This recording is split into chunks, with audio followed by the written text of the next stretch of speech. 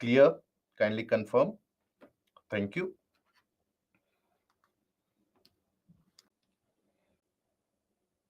Good evening to all of you and welcome to Baiju's Exam Prep IAS. Welcome to today's session of climatology, where we shall be proceeding ahead with the portion of humidity, and furthermore we shall be trying to understand the various different forms of precipitation and how that precipitation is basically influenced or is impacted. So what is it that we looked at yesterday? Yesterday, basically, we tried to understand the air circulation, where we developed on the concepts of air pressure and the movement of the wind. So we looked at the various different factors which influence the wind motion. We took a look and a detailed understanding of the factor of Coriolis force, what this Coriolis force is, why is it that this Coriolis force is in action, where we saw that that is a kind of a force which is acting purely because of the rotation of the planet on its axis. And as the planet being spherical rotates on its axis, different regions across the planet, they end up representing different speeds of rotation. And hence, as the object or as let's say a wind movement happens between these different areas of the planet, they will experience a kind of a deviation.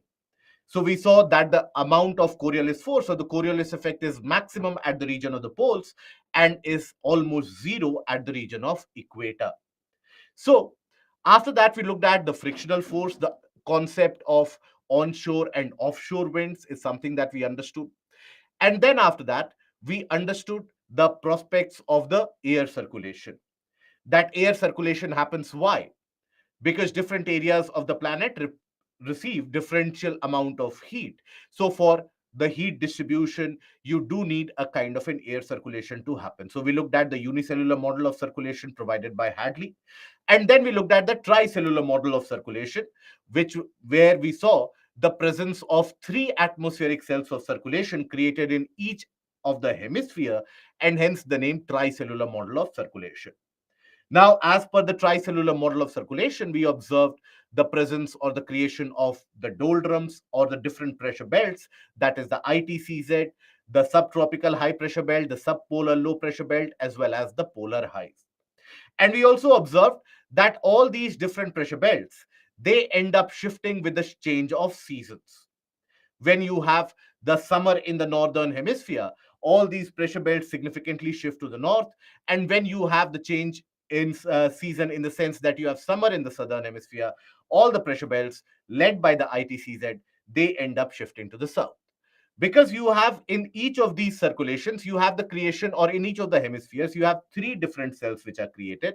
That is the Hadley cell, the polar cell, and in between them, you have the presence of a Ferrel cell.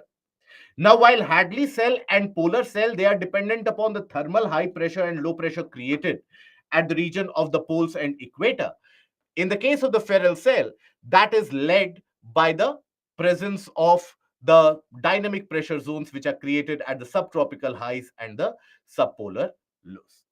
Now, after that, we also took a look at the various different permanent wind systems. Why are they referred to as permanent wind systems?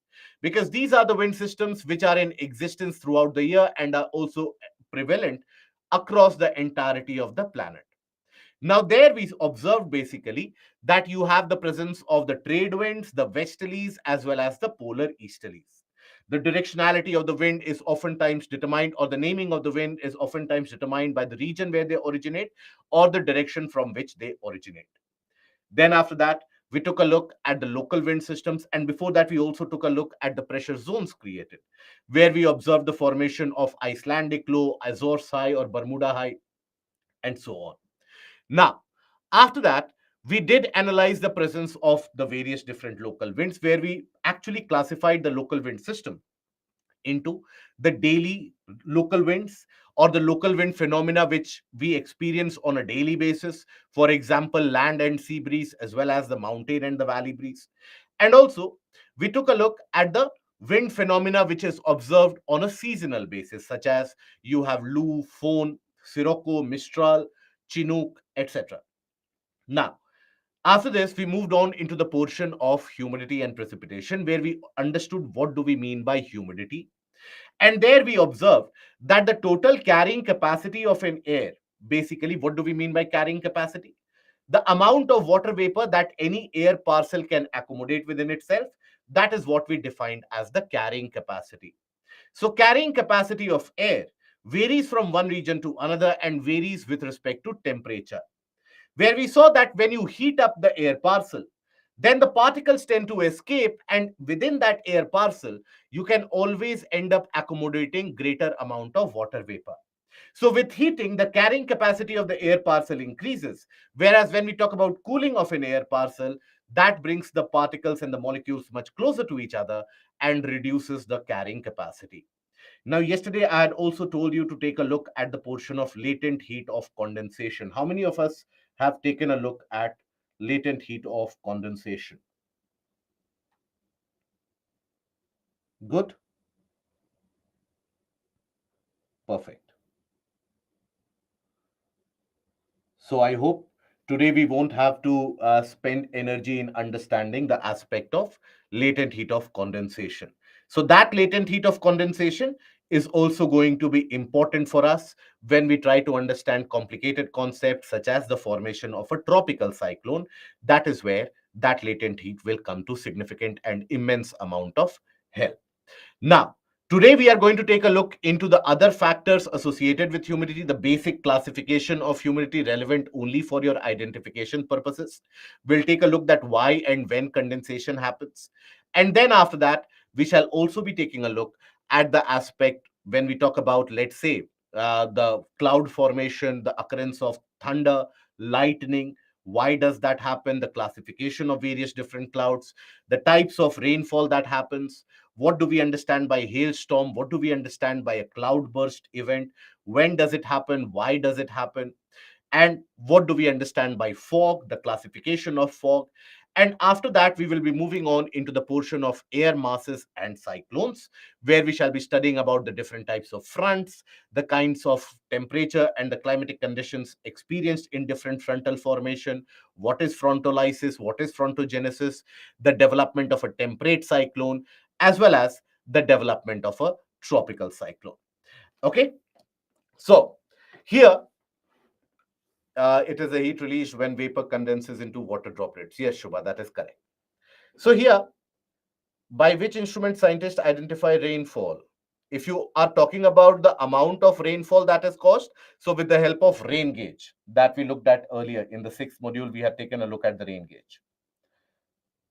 Okay. Yes, Mayank, that is correct. So most of you, I gather, you have almost all of you have studied about the portion of latent heat of condensation.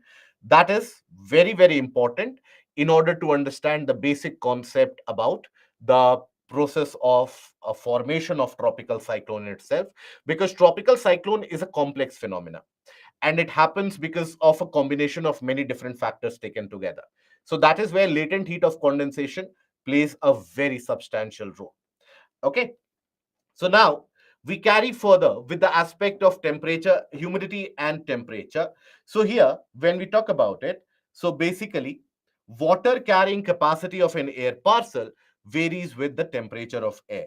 So a warmer air parcel can hold more amount of vapor as compared to a colder air parcel. That means when we talk about, let's say, heating of air, heating of air, it increases the carrying capacity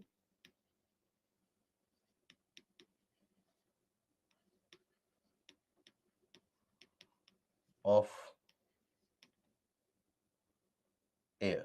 Means the air can accommodate more water vapor.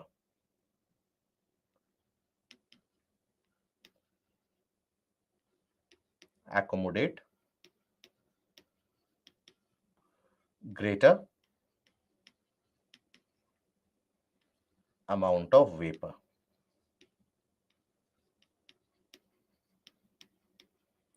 And cooling of air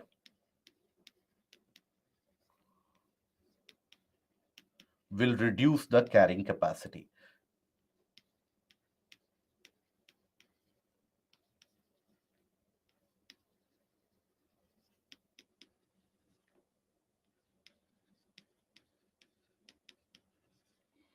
Okay, that is something that we looked into. Now, When we talk about this humidity or the amount of moisture present in air, so how do we end up measuring that? So there are various different methodologies. So basically, the classification in terms of the various different measurements of humidity, you will find that you have the presence of absolute humidity, a term that we refer to as absolute humidity, specific humidity, and also what is referred to as relative humidity. All of these end up representing the total amount of vapor which is trapped in an air parcel. But here, all of them, they carry out their measurements in different ways. So, for example, when we talk about the relative humidity, or rather when we start with the portion of absolute humidity. So, what do we mean by absolute humidity? So, this basically measures the total weight of water vapor present per volume of air. Volume here can be, let's suppose, 1 meter cube. Okay. So, here, let's suppose we consider any volume of air parcel. And let's say its volume is 1 meter cube. Now that is the volume of air.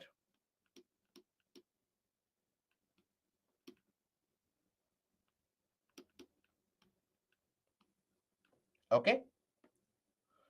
Now, here, when we say the volume is 1 meter cube, in that volume of water or in that volume of air rather, let's suppose you have the presence of water vapor particles as well.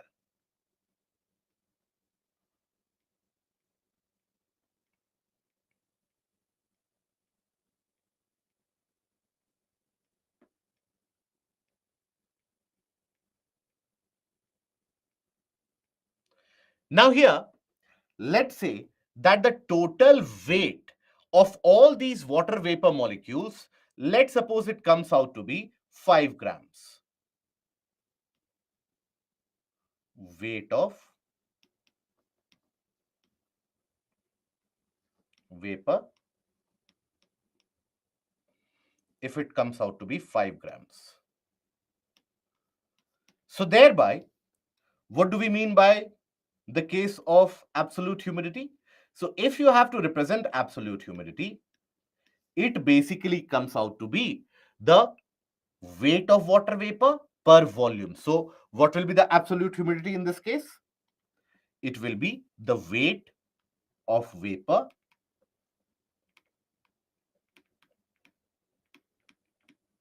divided by volume. That is the case of absolute humidity.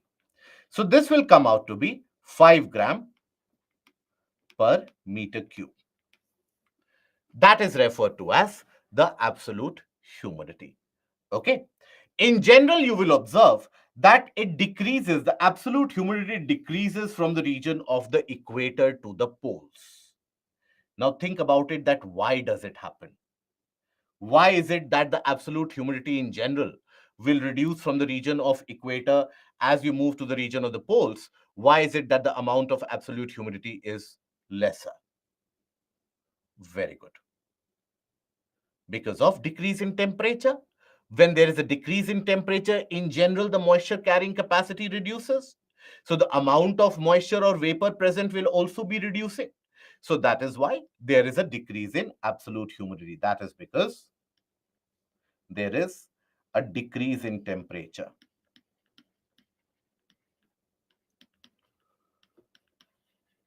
Temperature towards poles.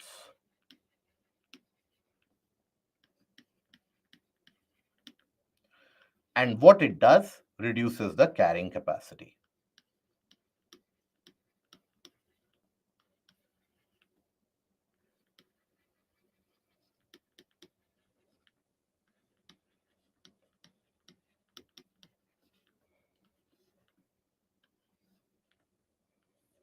Okay. It will end up significantly reducing the carrying capacity, and that in a way will reduce obviously the amount of moisture present. Reduces the moisture present. Okay.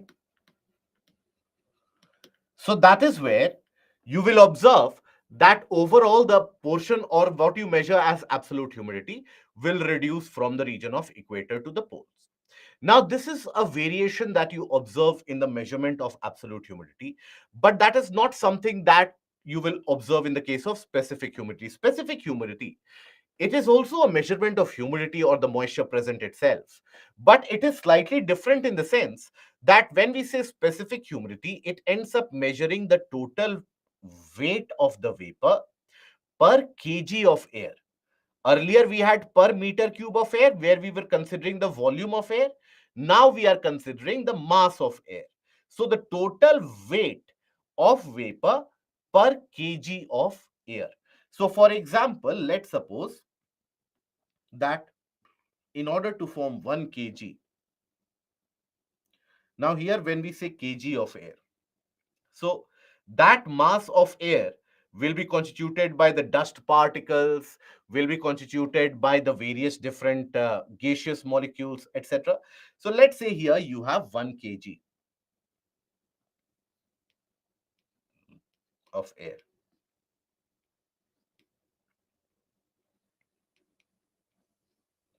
So in this, if you have the presence of vapor,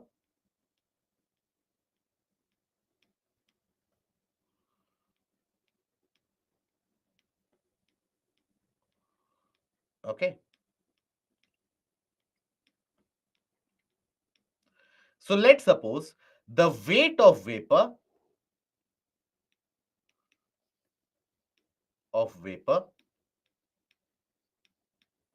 let's say is 10 grams.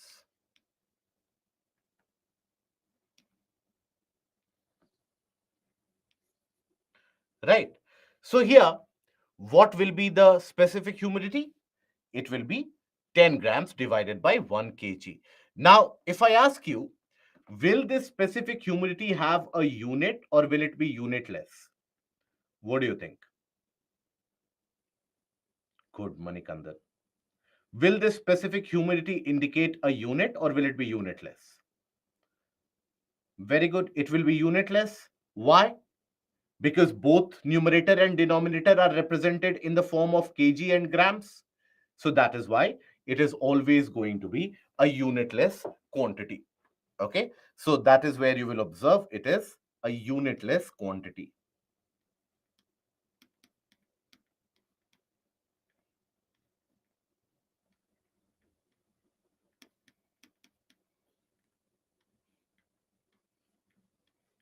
Okay, so it represents the actual quantity of moisture present in air and is seldom affected, that is rarely, seldom means rarely affected by change in volume or temperature. Why?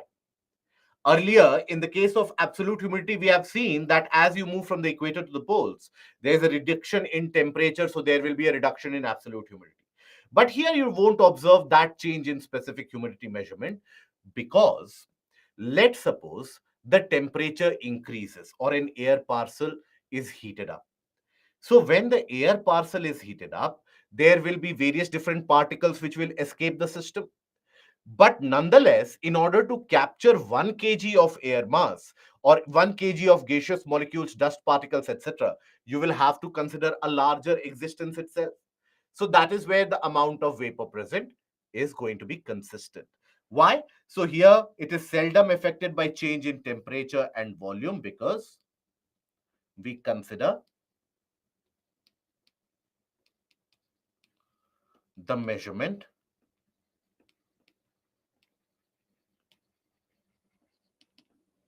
of mass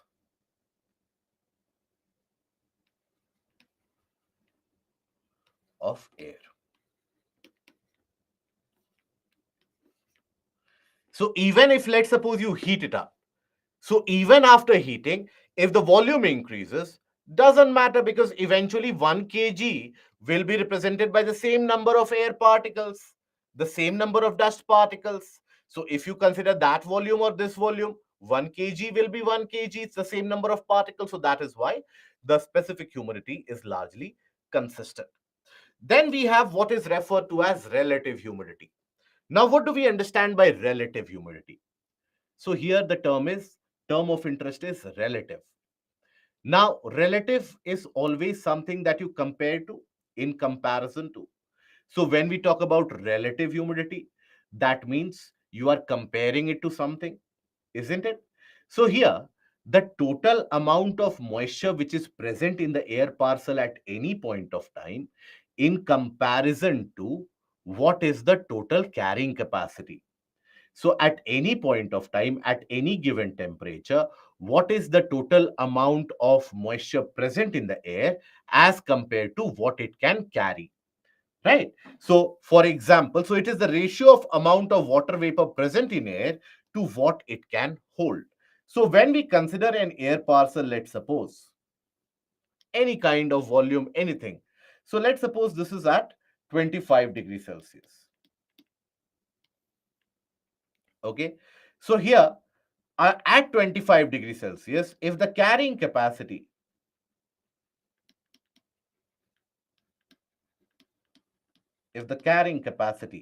let's suppose is 10 grams and the vapor present is 5 grams.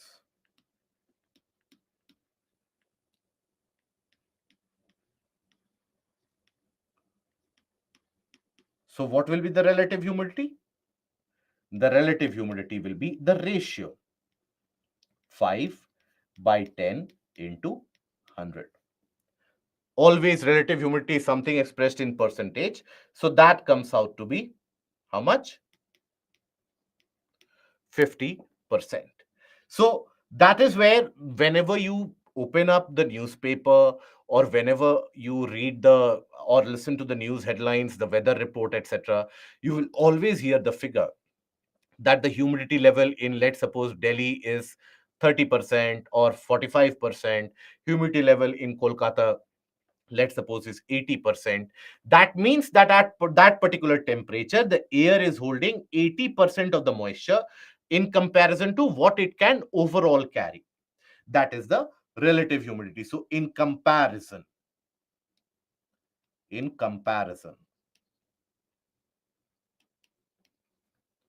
to what can be held. Okay. So that is your aspect of relative humidity. Now, will this be impacted by temperature? Yes or no? What do you think? Will this be impacted by temperature? Very good. Absolutely yes. This will be significantly impacted by temperature. So, for example, let's suppose this same air parcel, let's suppose I heat it up and I provide heating. Okay. And I heat it up to an extent where the temperature goes to 35 degrees Celsius. Now, the carrying capacity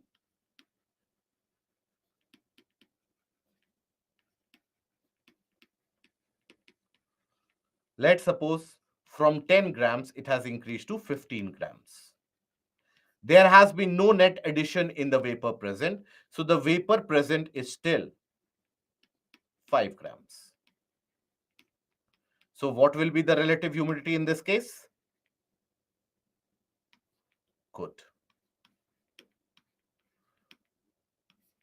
All the intelligent people who are going to appear for CSAT, will it be 300%? You need to get through CSAT, guys, in order to qualify for the mains examination. Yes. So it will be 5 by 15 into 100. That comes out to be 33.3%. So if the total amount of vapor is consistent with the rise of temperature, you experience a reduction in relative humidity. On the other hand, let's suppose that you provide some amount of cooling. Now, when you provide cooling, let's suppose you cool it down to 10 degrees Celsius. And at 10 degrees Celsius, let's suppose the carrying capacity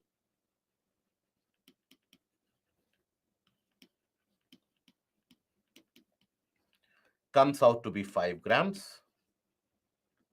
Vapor present is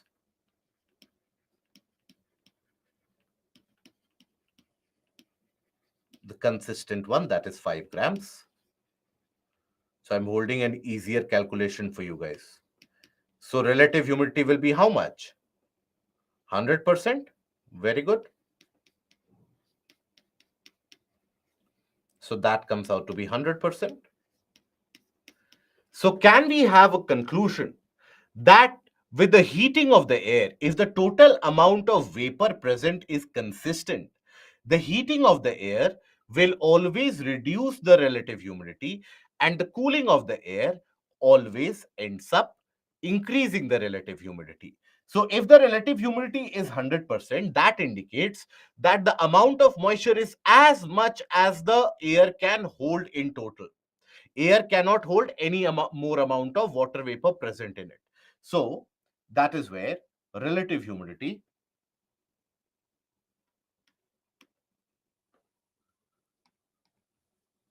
if the vapor present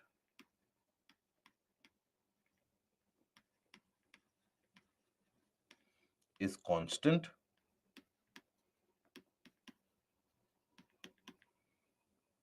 total RH increases with cooling and decreases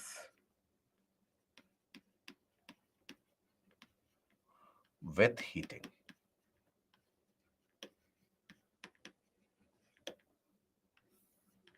Okay, that is the aspect of relative humidity. This gives us an idea about when the rainfall can happen, when is it that we can expect basically the kind of, let's suppose, uh, precipitation of any sorts, dew formation, etc. So if the relative humidity, let's say, exceeds beyond 100%, that means what? There is surplus amount of moisture. Relative humidity cannot go beyond 100%, because water cannot carry any, or the air cannot carry any amount of moisture more than its carrying capacity. So whatever surplus will be there will start to condense. Okay, now that brings us to the portion of saturation of air. What do we mean by saturation? So you would have studied it in your class 6th, 7th level of science as well. That when we talk about saturation, generally you would have heard about or read about in those young days about the water as a solution, where you add salt or sugar into water, you dissolve them, it keeps on getting dissolved till the point that the water gets saturated. Water cannot accommodate any more amount of dissolved salt or sugar. And when you start putting in more salt or sugar, that is when it starts forming the on the base or starts getting deposited. That is because the water is completely saturated. Similarly, when the air is holding as much amount of moisture as it can carry, that is when we say that the air is saturated. So the air containing moisture to its full capacity at any given temperature is said to be saturated. Okay, so whenever the air is saturated, what will be the relative humidity when the air is saturated? Very good. So relative humidity comes out to be 100%. Okay, so whenever the air gets saturated, relative humidity comes out to be 100%. So that is the matter and the aspect of relative humidity overall. Now, so let's suppose when you have an air parcel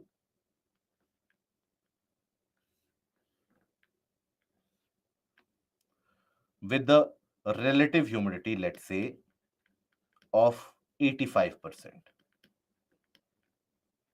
Okay.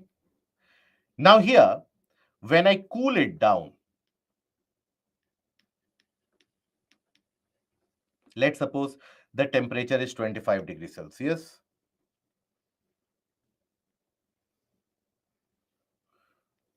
Let's suppose I cool it down to 15 degrees Celsius.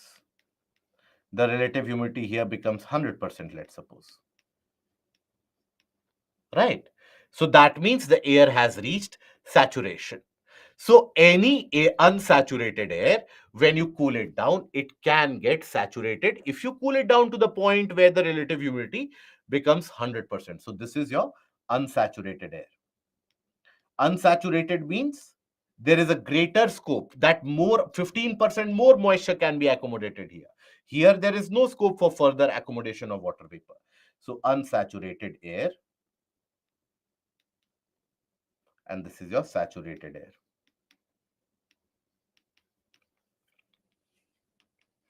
Okay. Now suppose I heat it up again. It is not that you and I can put fire into the air and heat up the air. It is generally heated and cooled down by the activities of the atmospheric condition itself. That is what the heating and cooling here refers to. So suppose when the air gets heated up again, suppose, and it gets heated to, let's assume, 20 degree, or rather 20 degrees Celsius here. Relative humidity comes out to be 90%. This will again become unsaturated. So that means that a saturated air, when it gets heated up, that means its moisture carrying capacity will increase. That means relative humidity will reduce. That means it becomes unsaturated. So saturated air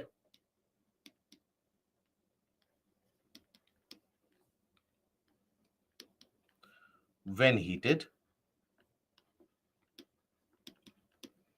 becomes unsaturated.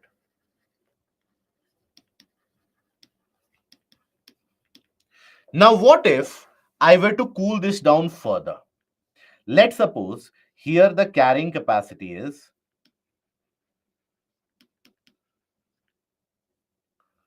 let's suppose the carrying capacity comes out to be 10 grams. Let's suppose the moisture present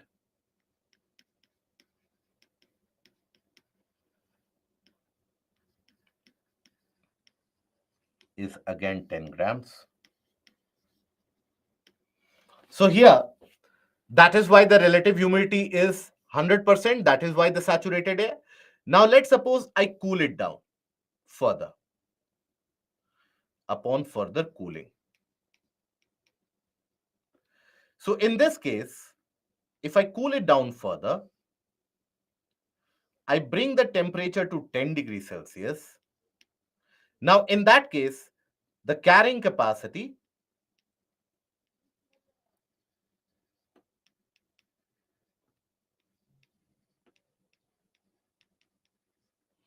comes out to be 10 grams, or rather carrying capacity will also reduce, in fact. So let's say the carrying capacity is 8 grams, but we have seen that the moisture which was present in the air was 10 grams, but the air can accommodate only 8 grams now.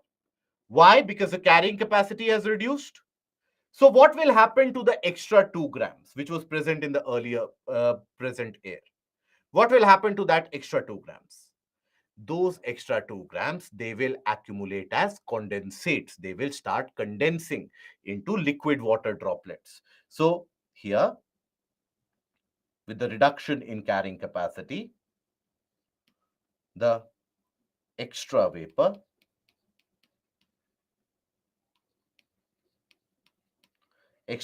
here refers to more than the carrying capacity.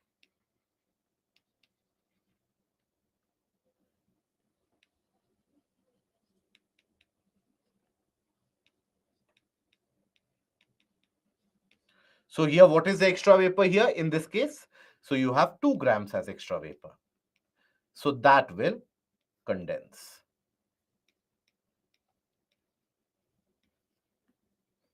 into liquid,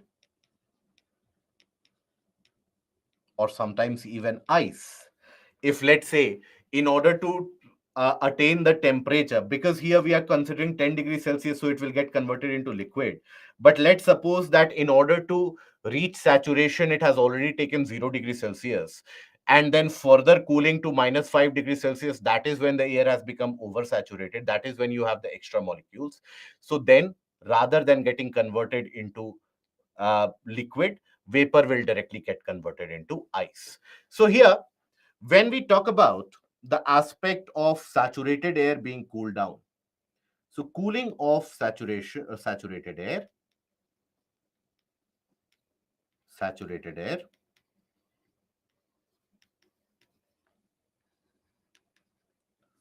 leads to condensation.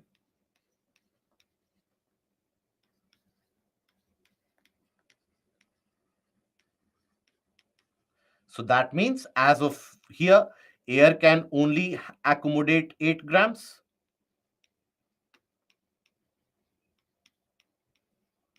Vapor present can only be 8 grams.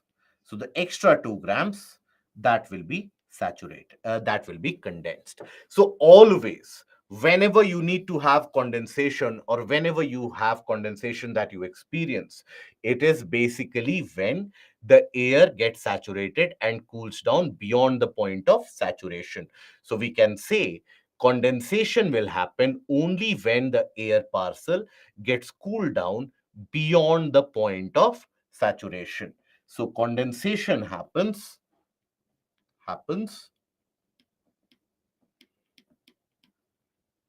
only when the air cools down beyond the point of saturation.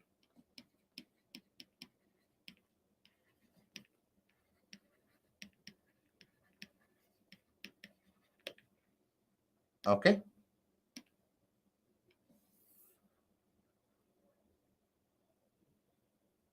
That is what you will experience in this case. So always, that is the key to saturation. So whenever you, or the key to condensation. So condensation will never happen when the air is unsaturated.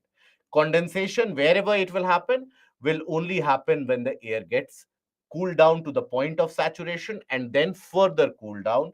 That is when it will get, or you will experience condensates to happen.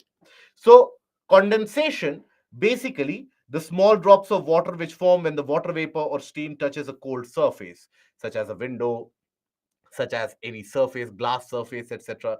So condensation is something that we experience on a day-to-day basis as well. Particularly in these months, you would have observed that when you take out, let's say, a bottle from the fridge, refrigerator, any bottle from the refrigerator or any utensil from the refrigerator, you would have observed that when you keep it outside, small droplets of liquid or small droplets of water, they develop outside. You would have observed this, that when you take out a bottle from the refrigerator, right, in these months, or any of the utensils, not only a bottle, and you keep it on the table, would you experience? You will experience that on this bottle, small droplets of water will accumulate on the outside, on the surface. Small droplets will develop on all sides, just like you see here. Now, where do these droplets of water come from? Have you ever tried to understand that? Or have you ever tried to question that? That if I'm bringing out a utensil and keeping it on the table, you have droplets of water accumulating on them. Where does that droplet come from? What do you think? It is the water vapor of air. So, how does that condensation happen? So that is again because of the cooling of air. And it happens because of the simple process of conduction. So let's suppose this particular bottle is, when you have kept it in refrigerator, let's suppose it is 1 degree Celsius, the temperature of the bottle.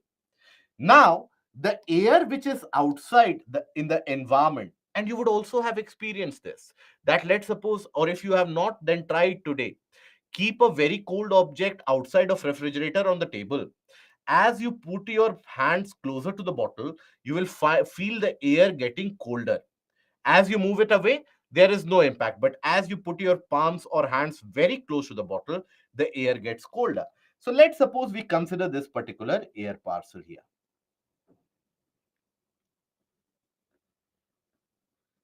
Now let's suppose earlier the temperature of this parcel would be, let's suppose, 20-25 degrees Celsius.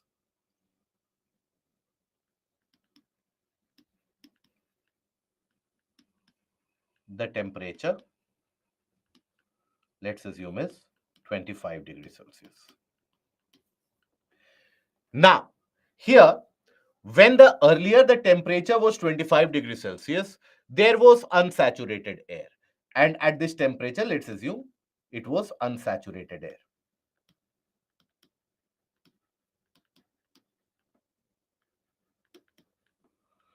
Okay. Now, as you are keeping it with the bottle, now there in that condition, as you're keeping the bottle on the table, this air will get in contact with the bottle. Bottle surface is 1 degree Celsius. So what will happen? Because of being in contact, these small drops are from air, not from water under the bottle. Is that the kind of confusion that you have? So in that case, do one thing. Try to put a utensil, fill it with vegetables into the refrigerator.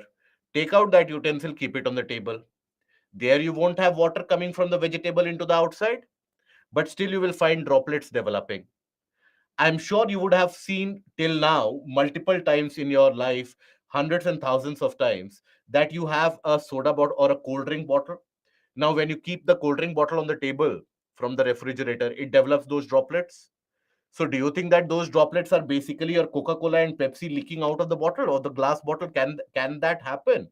That from inside the bottle, the cold drink is leaking out and then forming the droplets? If that would have been the case, then all the condensates would have different taste in itself. You could have accumulated them as well. So that how can that happen that from inside the water will simply peep out and seep out of the glass bottle? That is simply impossible to happen, isn't it? So here in that case, what you observe that because of, and in case you have been just informed of this particular fact in your life, then congratulations for the eureka moment in your life for the first time. But I would want you to take a deeper look into this and try it out on your own. Do this experiment on your own, and then think about it, that how many such questions you have had misconceptions about in your entirety of life. Because the condensation is not dependent on whether you keep water inside, ketchup inside, or whether you keep, let's suppose, any particular item in the fridge. You keep it out, you bring it out, it develops small droplets. So I want you to try this out for everyone for whom it is a kind of a new piece of information. So this is where air surrounding the bottle,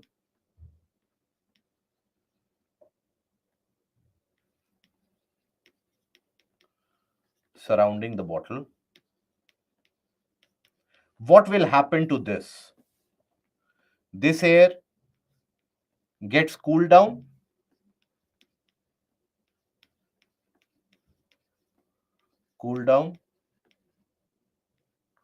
Okay, it gets cooled down. Why?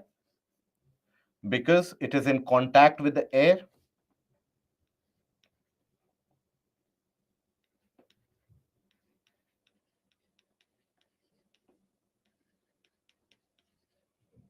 1 degree Celsius bottle,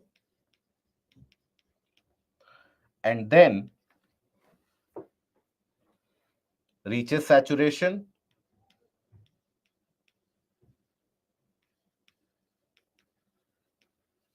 How can you say that the bottle is sweating? Reaches saturation, cools beyond saturation, and then what do you have? Condensation, which happens.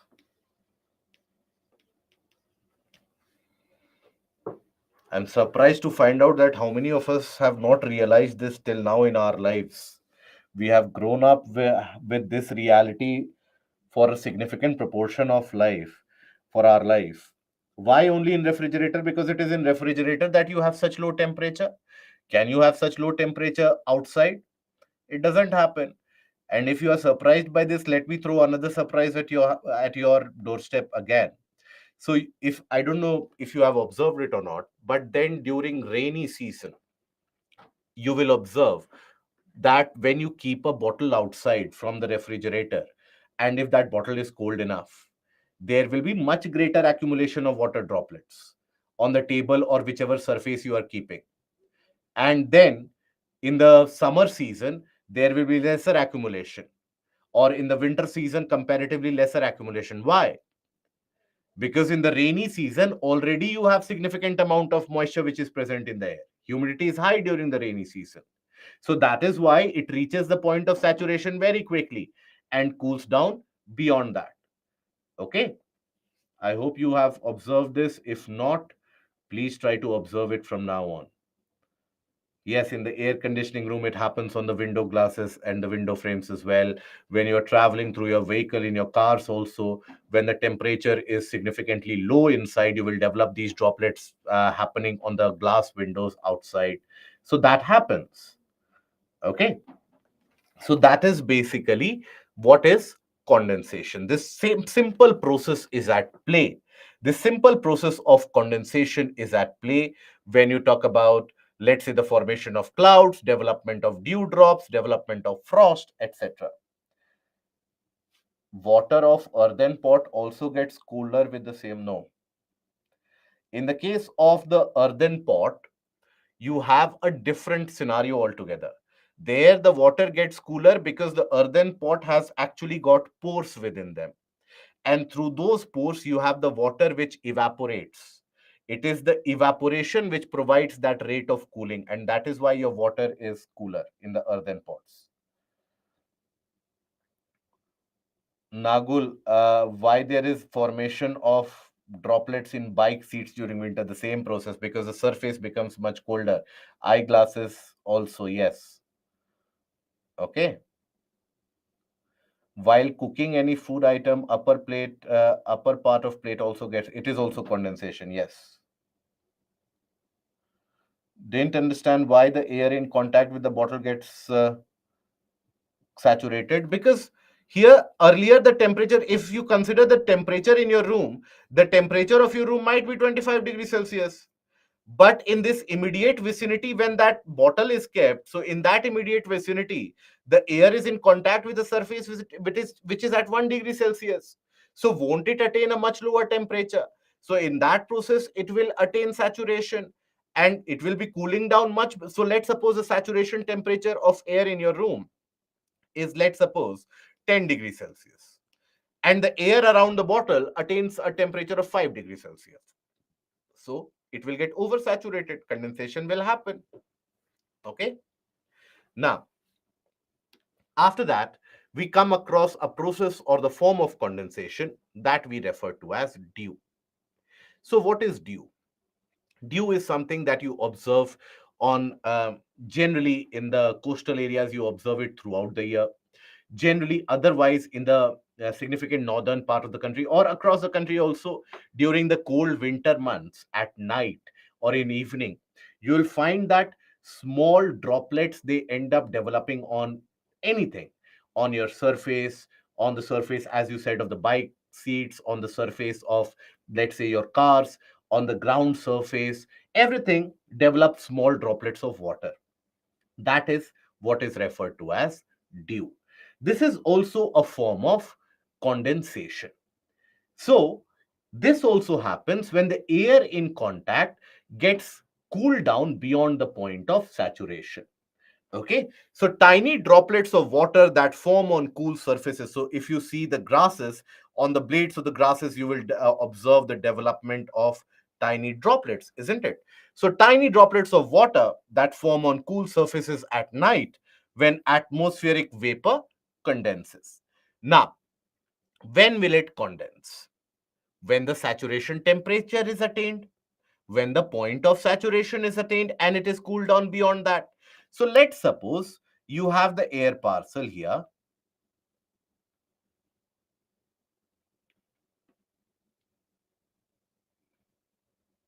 Let's suppose.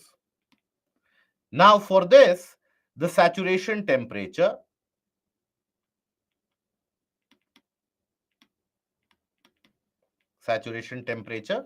is the point at which the air will attain saturation. So let's suppose the saturation temperature is 5 degrees Celsius or 15 degrees Celsius. Okay. Now, if you have the ground surface cools down, temperature is 5 degrees Celsius. So as this air parcel gets in contact with the surface, its temperature will also drop to 5 degrees Celsius. So then what will happen? It has been cooled down beyond that saturation temperature, isn't it? So that is when it will undergo condensation. Now, remember we had talked about it in the previous week itself, that for condensation to happen anywhere, you require a surface. Without a surface, condensation can never happen.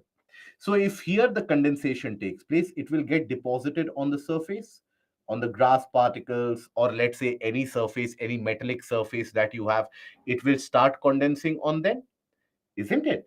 So that is what is observed as dew. Okay, so this is observed whenever the air cools down beyond the point of saturation and the condensates, they settle or deposit themselves on any particular surface. Now, the temperature at which this saturation takes place, that is what is also referred to as the dew point or the dew point temperature. Okay, so this is also, the dew point is the temperature the air needs to be cooled in order to achieve a relative humidity of 100% or in order for the air to be saturated. So that is your dew point. Dew point. So dew also is formed by what basic process? By the process of condensation only dew will be created. So this is, dew point is temperature at which air becomes saturated.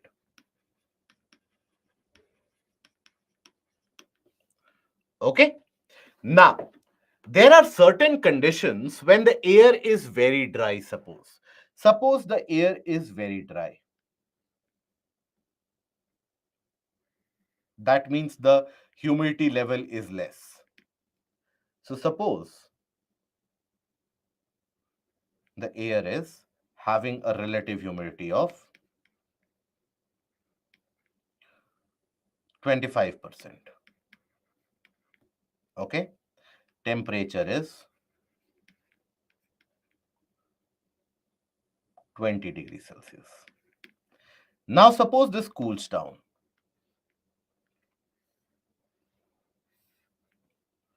I have reduced the temperature to, let's say, 15 degrees Celsius.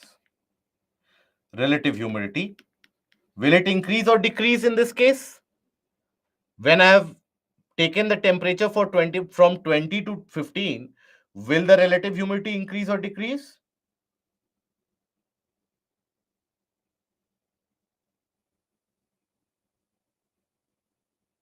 Very good.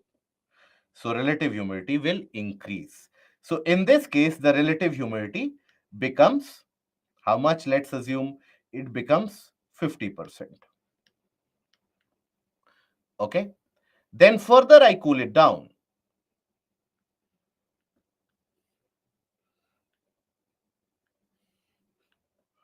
I take the temperature to 5 degrees Celsius. Relative humidity will again increase. So let's say it becomes 90%. Till this point of time, any dew formation will take place? Will there be a dew formation in this case? Very good. Absolutely no. Right? Because dew point temperature is when when you have the relative humidity which is 100%. That is when the air is saturated.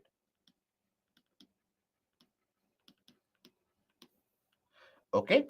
So now further I cool it down, or the air further gets cooled down. Let's suppose it is a winter night and we are talking about, let's assume, a region of Ladakh, for example. So temperature reduces to 0 degrees Celsius. Then the relative humidity in this case reaches 100%. Right? So in this case, can we say that the dew point temperature is 0 degrees Celsius? Right? So here, dew point is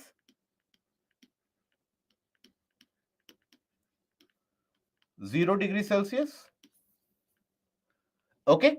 But here also saturation will not happen, because or here also condensation rather will not happen, saturation will happen. So the air is saturated at this point of time, isn't it? That is where when we have the dew point. So here air is saturated.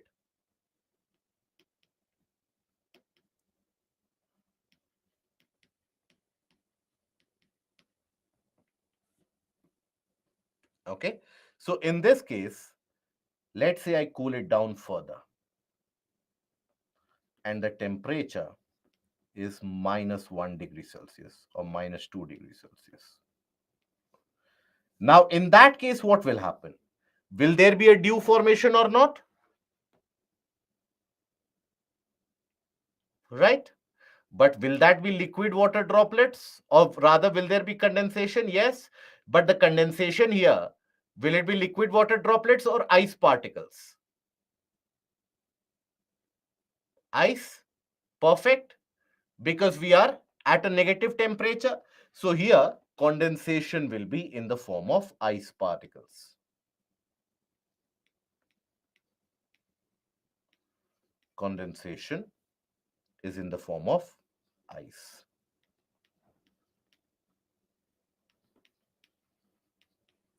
That is why in certain parts of the northern part of the country, you would observe, particularly in the region of northern Punjab, Himachal, heights of Uttarakhand, as well as Jammu Kashmir, Ladakh, you would generally have a kind of a behavior where during the early mornings of the or during the late winter nights, you would observe that the surfaces, they develop thin pieces or thin sheets of ice on them. Right? You will develop that the surface has got the thin film of ice developing on them. That is what is referred to as frost. Okay, so that is what we understand as frost. So when you have the dew point temperature lower than 0 degrees Celsius or at 0 degrees Celsius, condense on the surface, condensation will happen in the form of ice particles.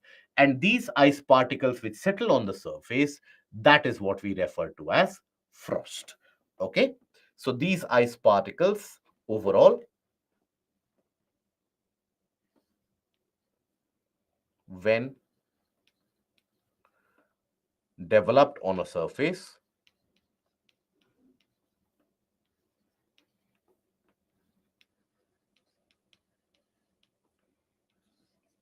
that is what we refer to as frost.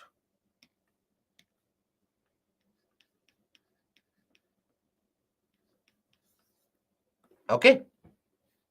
That is what is referred to as frost. Is that understood now? Good. Climatology feels very tough. Gulam, have you revised the portion of 6th and 7th module, the sessions that you had missed out? Have you revised that? If you have not revised that, then this is something which will simply fly over your head. That is why I told you to revise that. Okay. So if you get the basic concepts, all of this, see, please understand, this is a subject which is very different, guys, from the portion of your polity, from the portion of history. Because in those subjects you miss out 4 classes, you sit in the 5th class, still you will be able to understand the non-cooperation movement. It is not as if that if you have not studied 1857 revolt, you will have no clue what happened in non-cooperation movement. It is not as if you have not sat for the class of preamble, you will not understand the money bill and the finance bill. You will understand that. This is a different subject, my dear friend, and that is what I told you in the session 1 itself. If you have no clue what has been taught earlier, there will always be a build-up of concepts, right? So there are two choices in front of you. If you miss out on one portion, if you don't revise it, then you will leave the entirety of the subject.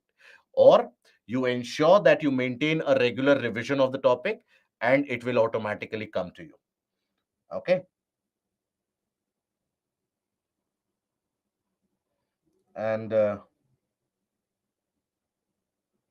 0 degree dew will be formed. No, I said that dew point is zero. What is dew point? Dew point is when you have a relative humidity of 100% which is attained. That is what is dew point. How clouds have patience, my dear friend. Understand till this point of time. Then we will talk about cloud formation. Next topic is cloud formation itself. In case of unsaturated air, dew will not form. No. Saturation of air is when the air carries as much amount of water vapor as is the carrying capacity of it. That is when we say it is saturated. I hope we understand the English meaning of saturation. Is that understood? Or is there a doubt in the English meaning of saturation? English meaning of saturation is understood, right? So when you have anything which is saturated means what? It means there is no further accommodation of any substance in that, right? So that is basically what we refer to as the aspect of saturated air, means the relative humidity is 100%.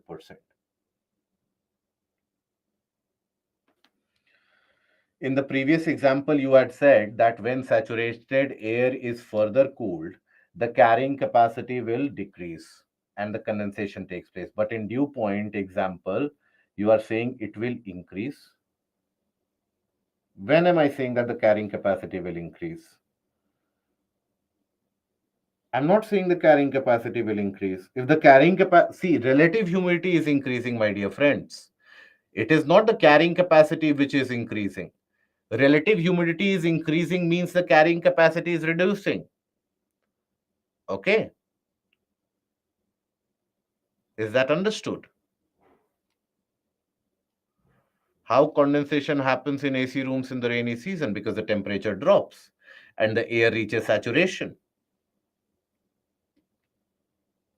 What is it in Hindi? I don't know the Hindi meaning of this. I apologize for that. I don't know the Hindi translation of this, and I'm sorry for that. Uh, can dew point temperature happen in temperatures above 20 degrees? Absolutely, yes. Why not? At dew point, the condensation will not there. No, when cooling happens beyond dew point, even zero point 0.1 degree Celsius of cooling, when it happens beyond the dew point temperature, condensation will happen. When we refer pack or parcel, is there any dimension of it? Absolutely not. What causes vapor to water droplets? Cooling. Vapor is a gaseous part of water, liquid water, and then you have solid ice. So you have solid, liquid, gas. You would have studied that. I'm sure I don't need to be spending time in helping you understand what is solid, what is liquid, and what is gas. I expect that much level of information from you, because if that information is not there, it is always better to revise from the class fifth portion or fourth portion, class fourth level again. That what do we understand by solid, what do we understand by liquid, what do we understand by gas. So vapor is basically the gaseous form of water. Water in itself is liquid, and then when you solidify or you cool it down, you get ice. Okay, important for prelims? Absolutely, yes. Mitisha, you can take a look at the recordings of the sessions, or you can join a new batch altogether. Can low temperatures have dry air? Absolutely, yes. If the amount of moisture present in the air is very less, why not? Hail for see, again I am telling you, have we talked about hail right now? Have we talked about the cloud formation as of now? Kindly hold your doubts of hail, etc. I know many of you are very knowledgeable. I know many of you have read a lot of things. So please hold your horses. when we come there, we will automatically talk about this. Okay. When I was in the portion of geomorphology, many of you were asking me questions about the wind movement. When I was in wind movement, then you had the same people asking questions about geomorphology. So please pay attention to the portion that we have covered as of now. Okay.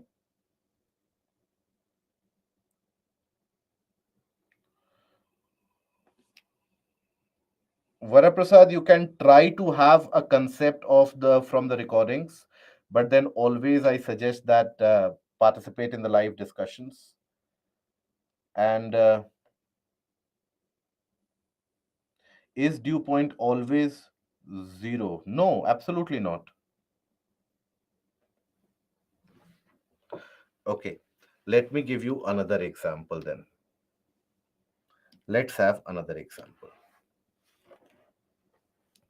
How saturated air is formed. Did you join the session late, my dear friend? We have discussed about the entire process of saturation here, the saturation of air.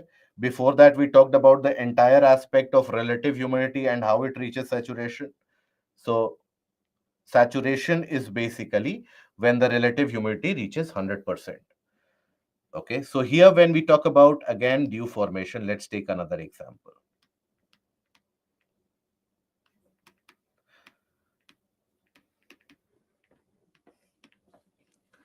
Now, let's suppose an air parcel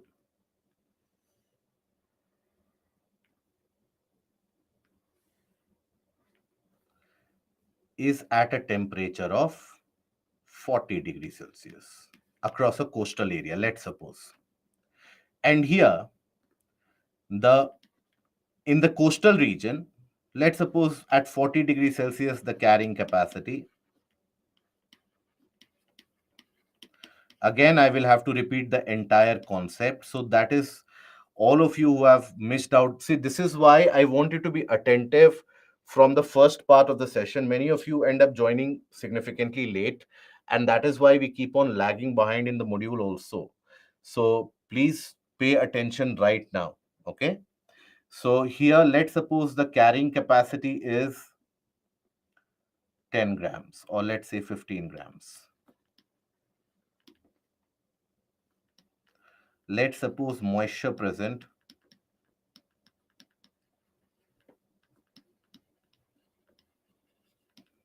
is 10 grams. Now, in this case, what will be the relative humidity?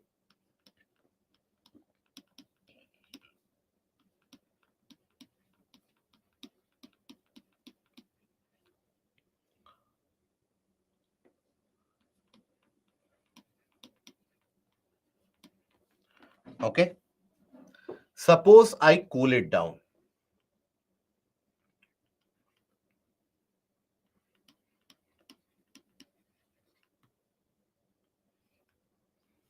Now, after cooling it down, let's assume I cool it down to 30 degrees Celsius. So from tomorrow, I won't be doing this, guys.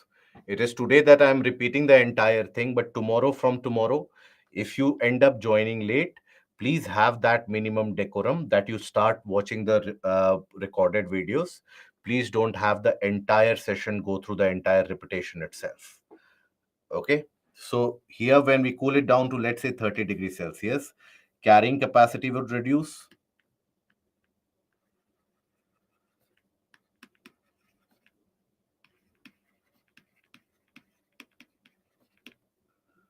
Carrying capacity, let's say, will reduce to 12 grams.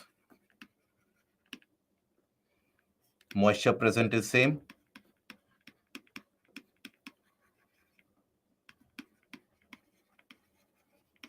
Is 10 grams. What will be the relative humidity?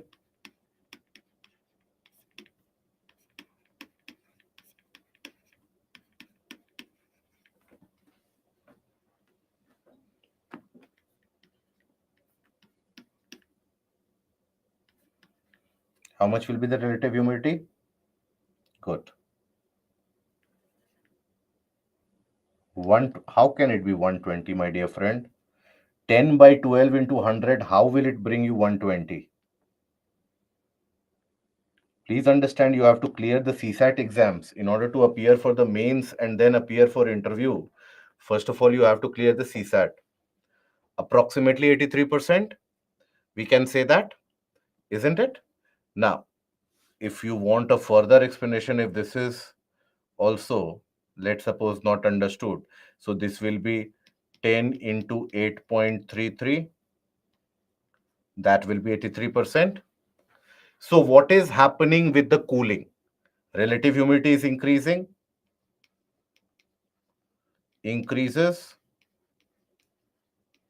with cooling. Is that understood? So all those who were asking about relative humidity increasing, why relative humidity is increasing with cooling, now I hope that is clear. Now, after that, let's suppose I carry out further cooling.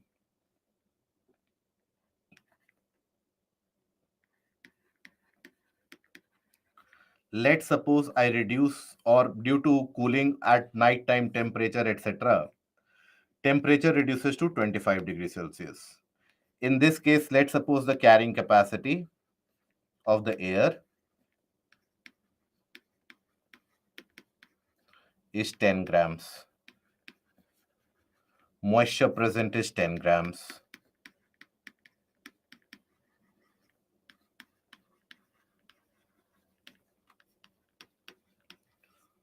Moisture present is not changing because let's suppose there is no fresh input of moisture. That is why the moisture present is consistent. So in this case, what will be the relative humidity? 100%. Can the air accommodate any amount of moisture anymore? No, right? Air cannot accommodate any amount of moisture. So can we say this air is saturated now?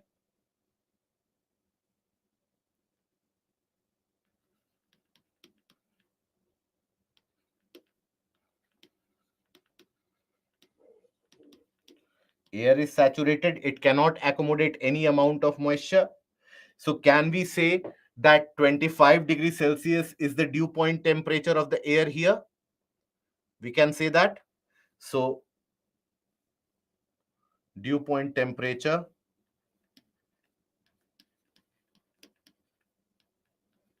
is how much? 25 degrees Celsius. We can say so. So let's suppose when we talk about cooling the air even by 2 degrees Celsius, if I reduce the temperature even by 2 degrees Celsius, I take it to 23 degrees Celsius. So in that case, what will happen? There is going to be what? Significant amount of condensation, isn't it? Condensation will happen. But will there be ice formation in this case? Or will there be liquid water droplet formation in this case? Can ice be created at 23 degrees Celsius? Samiksha and Karthik, can we have ice formation at 23 degrees Celsius? No? So here, what do we have? Condensation.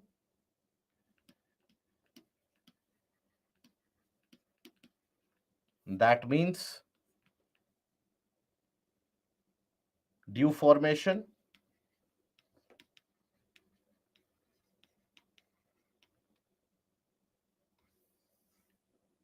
Right? So here dew formation takes place at what temperature? 23 degrees Celsius itself. In this case, the dew formation was happening at, in certain cases, it was happening at less than 0 degrees Celsius. But why? So if the moisture present in the air is very less, then it takes a long period of time for the air to get saturated. When the moisture present is significantly higher, the air gets saturated very quickly. Is that understood? So if the moisture present in air is high,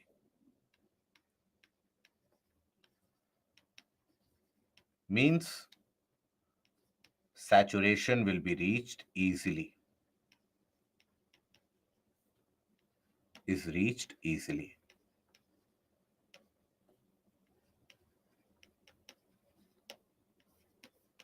Saturation is what? The carrying capacity. So if already the moisture present is very high, means slightest reduction of temperature will take you to that carrying capacity. That is why saturation is reached easily. Is that understood? Or is there a doubt which still prevails? Understood? Good. Dew formation happens because of condensation. All those who have a doubt that what is the difference between condensation and dew formation, there is no difference. Does not mean that whenever condensation happens, you say that this is dew. Condensation can happen at various levels. When the condensation happens on the surface, that is when dew or frost formation takes place. Otherwise, condensation eventually can lead to cloud formation as well. Okay, is that understood? Dew is a type of condensation, yes. Okay, so here when we say basically if the moisture or if the air is dry,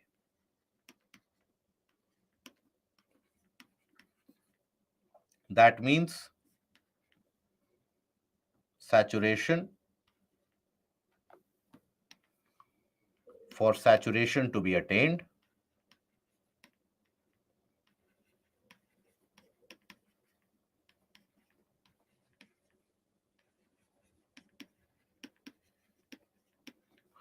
air needs to be cooled down.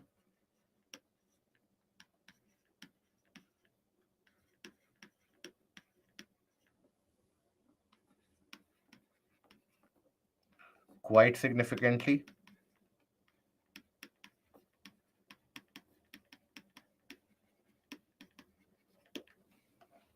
Is that understood? Right? So if the air is dry, means the moisture present is very less. So that is where it requires to be cooled down quite significantly. Any doubt that prevails up till now? Any doubts? Basu, I already told you that when we refer to a pack of parcel of air, there is no dimension to it. It is just a sample or an example that we take. If I take cold water bottle and put it in water which is at room temperature, will there be condensation occurring? Yes, there will be condensation happening. Is absolute humidity is directly proportional to relative humidity? It is a measurement. It is a different measurement. It is like asking, is the weight directly proportional to mass? So yes, you can say it is. In real life situation, is it possible to have the same moisture in any particular region that you are living? Can you have two different wherever you are right now, you will have one temperature or two temperatures? In your room presently, it might be 24, 25 degrees Celsius. Or will it be that in your room simultaneously you have 45 degrees Celsius or 25 degrees Celsius simultaneously? You will have one temperature. So in the room that you are sitting in, you will have the some amount of moisture present. Now, will that be same at a point of time, or will that be in multiple different dimensions?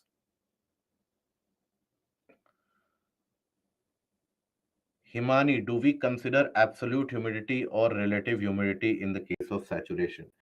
My dear friend, what is meant by relative humidity and absolute humidity? Is that understood first? Both of them, they end up measuring the amount of moisture which is present. Both relative and absolute and specific, or rather all three of them, they are just a measurement of the water vapor which is present in the air. And in absolute humidity, we measure the weight of the water vapor. In specific humidity, we measure the weight in respect to 1 kg of air. In relative humidity, we measure that what is the water vapor present in comparison to what the air can hold at a point of temperature. So you, in all the three things, you are measuring the amount of moisture which is present. Okay. When temperature is 0 degrees Celsius, there is dew point, but in dew formation, there is dew formation is 20 degrees Celsius, 23. Nancy, both the examples that we have seen earlier, 0 degrees Celsius and 23 degrees Celsius, both of them are different cases. Both are not the same temperature. Both are not the same conditions that we are taking. Does rate of saturation is directly proportional or inversely proportional to condensation? What do you mean by rate of saturation, Supriya? What is meant when you are referring to rate of saturation? First of all, let me know that. During winter season, what happens appears on the spectacles while wearing a mask. That is also condensates. In dry region to witness rainfall,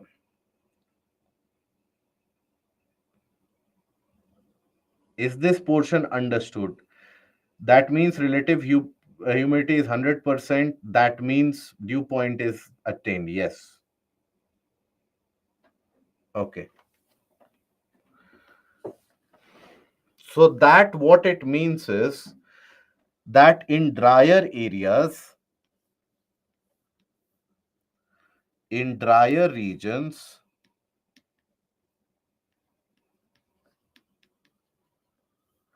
dew formation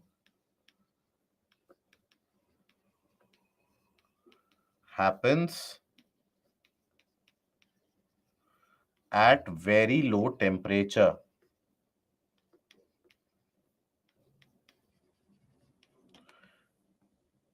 For example, that is the reason that in the region of, let's say, Delhi, Chandigarh, Ambala, etc., you will experience dew formation only during winter nights because these are drier areas, so they need to be cooled down quite significantly. In moist areas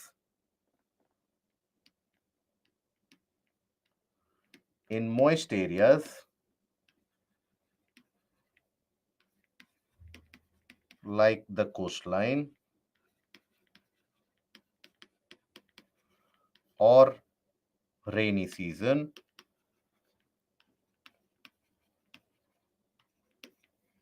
dew formation can happen at higher temperatures.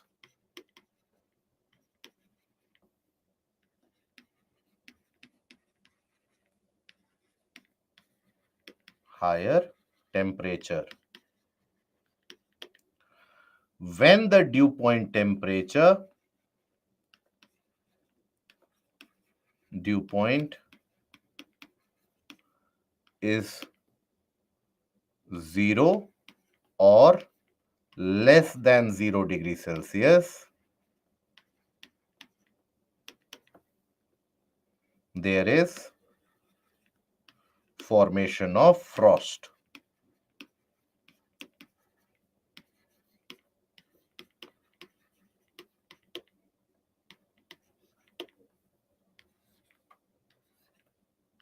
Okay, that is about dew and dew point.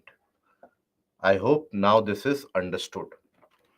Now we come over to the portion of cloud formation. How is it that the cloud formation takes place?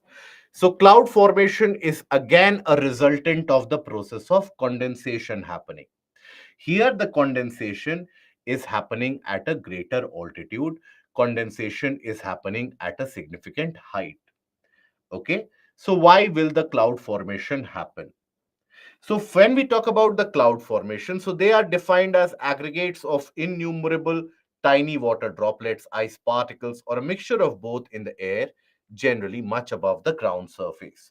So here when we talk about it, let's suppose we consider a particular surface. Let's suppose we consider a surface here.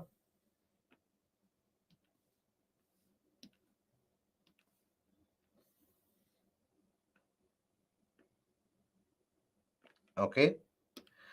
Now in this case, any air parcel, and by air parcel I don't mean a kg of air or a meter cube of air. Air parcel I'm just taking as an example, some air.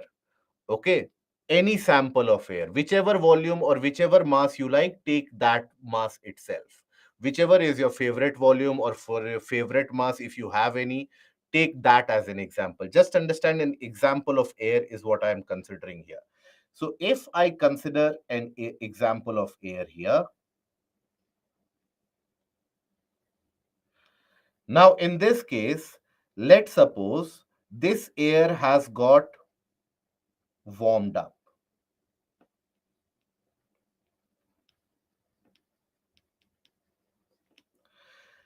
So this will rise. After warming, the air rises up. I hope I don't need to explain all of that again. So after warming, the air rises up. It can happen anywhere where there is heating. So as the air rises up, what will be the change in temperature? Will it heat up? Will it cool down? Will the air heat up or will the air cool down? It cools down. Good. So the air cools down.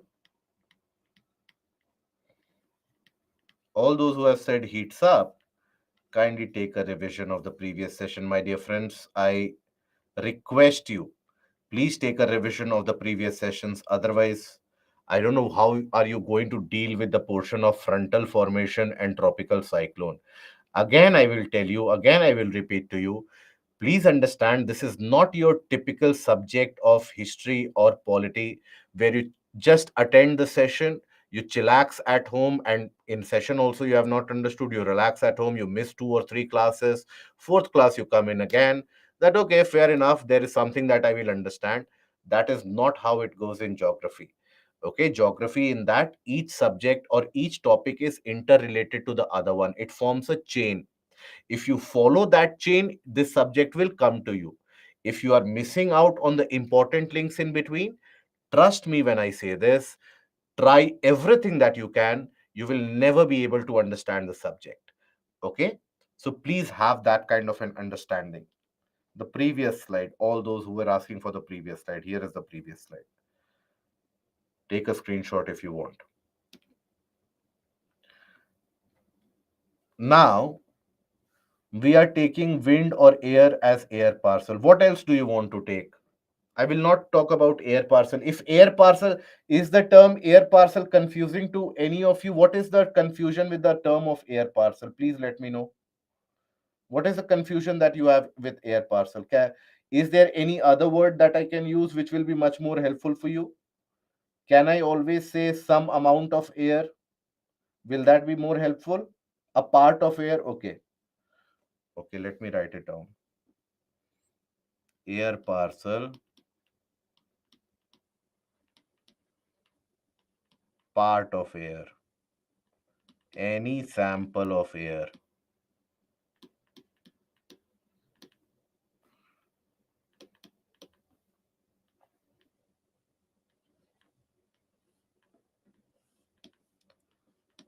Any size of air.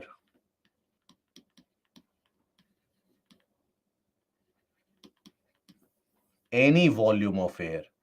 Is that sufficient for you guys now? Or is there a doubt which still prevails? Okay. So when the air rises up after warming, it gets cooled down. Now, after cooling down, it generally it will rise up till the point that it is warmer, the surrounding, it will continue to rise up. But as it continues to rise up, it will cool down. As it cools down, rises further, it will cool down further. So there, after rising up, it reaches saturation. Because of cooling down, it will reach saturation.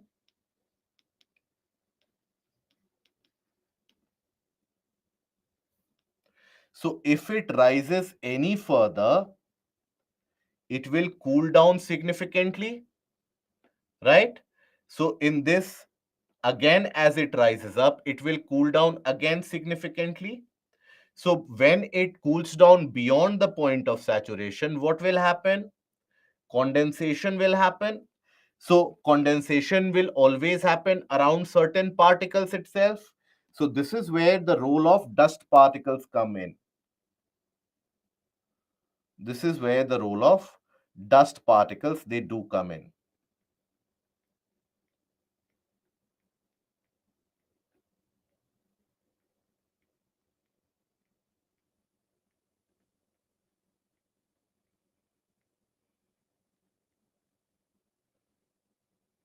Now these dust particles, they will provide a surface for condensation.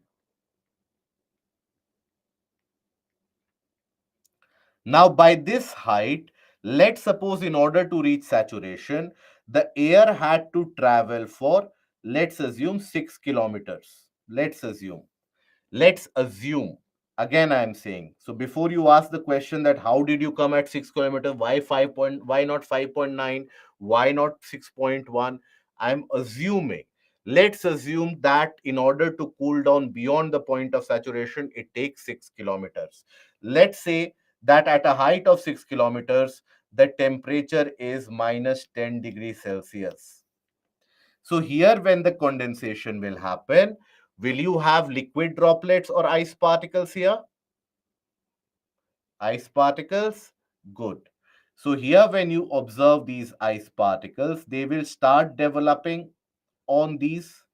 So condensation which will happen around these dust particles, all of them. Small, very tiny droplets of ice. Very, very tiny droplets of ice. Now tell me one thing. These droplets or these tiny particles of ice, not droplets, but rather tiny particles of ice. These tiny particles of ice, and think about it very carefully. Apply your logic, regardless of whether you have understood the previous portion or not. Just listen to the further few minutes very carefully. Apply your general logic. The ice particles that I told you, their size are very, very small. But will they be considered to be a kind of a surface? Yes or no? They will be considered to be a part of a surface because they will also have a surface regardless of whatever their size be. Their size might be microscopic, their size be maybe for a few millimeters, but they will be considered to be indicating a surface. Now, will that no, dry ice is carbon dioxide, that is different. So when we say that surface, now that surface of ice particle, will it have low temperature or high temperature? Will it have low temperature or high temperature? Very low temperature. So, further, for further air which continues to be pushed up, that ice particle will serve as a surface for further condensation to happen. It can happen because it is a cold surface, so air gets in touch with it. It again cools down, forms a larger ice particle around it. I hope we are able to imagine this, right? So, slowly and steadily, there will be much more condensation happening around it. Significant more amount of condensation happening. So on every surface, much more condensation will slowly happen. Eventually, accumulation of all this will lead to a kind of a cloud formation.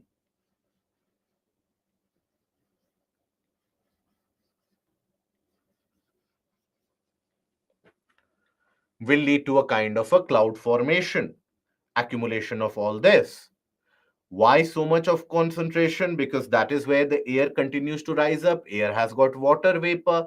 Air rises up. All that vapor, when it reaches saturation, all that vapor will start condensing. That is why, and it is not as if only 1 kg of air has risen and then the system has come to an end. It is a continuous process. So it will continue to rise up. Till this point, is it clear? I'll come to why the cloud appears black, why it causes thunder, lightning, why it causes rainfall, why it causes snowfall. I'll come to all of that. Till now, is this understood? Yes. So if no dust particles, there would not have been any cloud formation. That is correct. So till now, I hope it is understood. Good. Let's take it step by step, guys. Let's not jump ahead of ourselves. That is when confusion happens. So this is a kind of a cloud formation. So that cloud formation after dust particles. Okay. So these dust particles which are present at a height of 5 kilometers, 6 kilometers, 2 kilometers, 3 kilometers. So these dust particles will be colder in terms of their surface will be colder. So when the air rises up, gets in contact with the cold surface, there will be some condensation happening, isn't it? So that is why their condensation happens around these dust particles. That is why these dust particles which attract or which allow the condensation to happen, they are referred to as hygroscopic nuclei. Something we discussed in the first class of climatology. That dust particles, they play a significant role. They provide the surface for the cloud formation to happen. This is not a dew formation. Dew formation will happen on the surface. This is the cloud formation. So can we say that this cloud formation is something which is, or this cloud in itself is, can be contained of ice particles and cool down liquid water droplets? Will that be a correct statement to make? That this cloud is consisted of the ice particles and many of the super cooled water droplets which have condensed at that greater height? Perfect. Now, slowly and steadily, they will grow larger in size. More condensation will happen. Each of these particles will grow larger in size. Till this portion, it is clear. Why vapor in the air directly converted into ice? Because the temperature is minus 10 degrees Celsius, my dear friend. It can happen that the saturation is attained at a negative temperature as well. Saturation need not always happen at a positive temperature. If saturation happens at negative temperature, then further cooling down, that is what will lead to the formation of ice particles. Is that understood? Right? Good. Now, after this, dust particles is present at every height. Then why cloud appears at proper height? Cloud also appears at every height. Cloud formation can happen at 13 kilometers as well. It can happen at 2 kilometers as well. It depends upon the region. It depends upon the various conditions. Is that understood? Now, these dust particles around which the condensation is happening, that is why they are also referred to as the condensation nuclei or the hygroscopic particles. Now, after this, we come to the occurrence of rainfall. So let's suppose you have a cloud formation somewhere here. Now, this cloud is consisted of various different ice particles, various different dust particles, let's assume. Now, will this block sunlight or will this allow the sunlight to come through? If the particles are very densely packed with each other, they will block some amount of sunlight. So from top, all the sunlight which is received, significantly it is reflected. So here they will trap the sunlight. So what will be the color that you look at it from below? Won't it appear darker? If the sunlight is blocked, won't this appear darker? That is why thick clouds from the bottom, they will appear very dark, just purely because they are blocking light. That is it. It has got nothing to do with that this kind of a particle is trapped or that kind of a particle is trapped. It is purely because they are trapping or they are basically reflecting the light. They are not allowing the light to pass through. Okay. Now, here the particle size grows larger and larger slowly. Either ways, when if ever you have or whenever you get an opportunity next time to travel through an airplane or an aircraft, take a look at the video itself. Now you will see that the aircraft is able to move through the clouds. It is not as if it is that solid that the aircraft hits the clouds and crashes, because these are multiple different small particles kept together. So that is why when an aircraft passes through a cloud, you will sometimes hear some amount of clinkering sound. That is as these small ice particles will hit your aircraft. Okay, that is created by these small particles. So slowly and steadily, more condensation will happen over a next couple of days or over a next couple of hours. This will grow larger in size. As it grows larger in size, its weight will increase. It will become so large that it will start dropping. So this ice particle starts to drop. Now, as this ice particle starts to drop here, for this ice particle, as it is coming down, will it experience an increase in temperature or a reduction in temperature as it is coming down from the higher elevation? Will it experience an increase in temperature or decrease in temperature? Very good, significant increase in temperature, because the temperature is higher on the ground surface and the temperature is lower higher up. So as it starts coming down, it will experience an increase in temperature. So that is when these ice particles, they will melt into liquid water droplets. And these liquid water droplets that fall, that is what we experience as rainfall. Now, I'll tell you about snowfall separately as well. But is this portion understood? That why is it that rainfall happens? Is that process understood?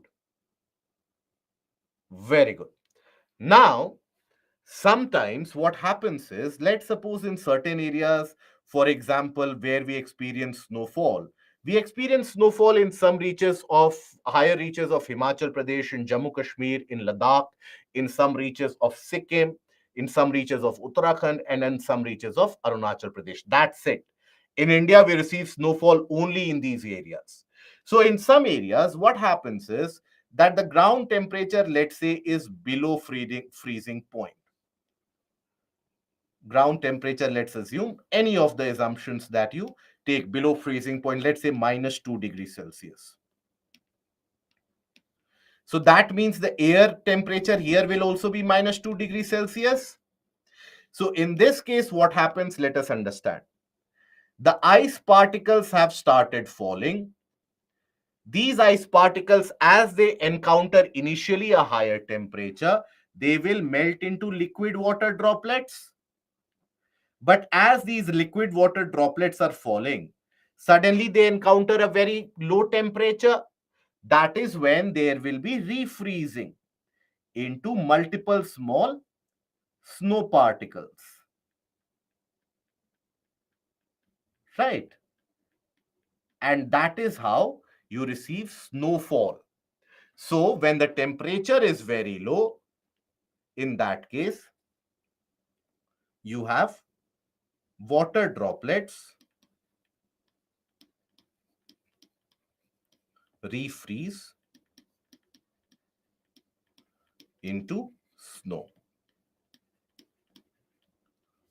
That is when we receive snowfall. Is that understood? Good. Is there any doubt which prevails till now? Sometimes snow also falls from the cloud. So ice particles fall from the cloud, they melt, and if the temperature on the ground surface is below freezing point, that is when they will refreeze. And that is what we refer to as snowfall. Is that understood? How pieces of ice rains with water. That is different. That is hailstorm. That is something we'll talk about it. That is hailstorm. Okay. We'll talk about hailstorm, guys. Is that understood till now? Good.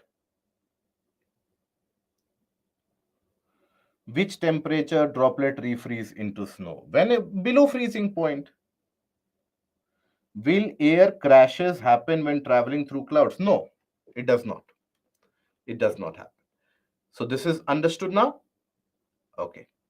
So let's take a break now and let's be back, and we will continue with the portion of thunder, lightning. Then we will talk about hailstorm, cloudburst, etc. Okay. So now we take a break and we'll be back in at around 7.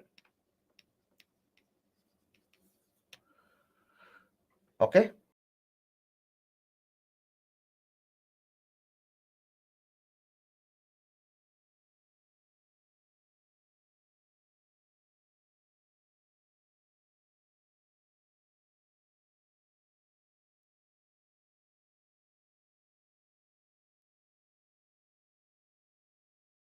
We have a cloud formation here.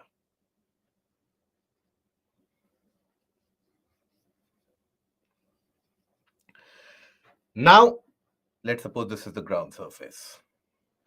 Now, in the clouds in general, you will have lot of various different ice particles. They will be present in significant quantity.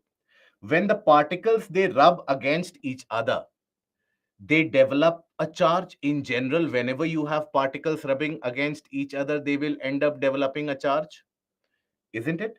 So, for example, if you have conducted that experiment in your class 6 level where you have, let's say, a plastic scale, and then you rub it against a woolen cloth, it develops a charge, because whenever you have the particles rubbing against each other, they will end up developing a kind of a charge. So whenever you have various different ice particles and the dust particles included within them, when they rub against each other, they will end up developing a kind of a charge, right?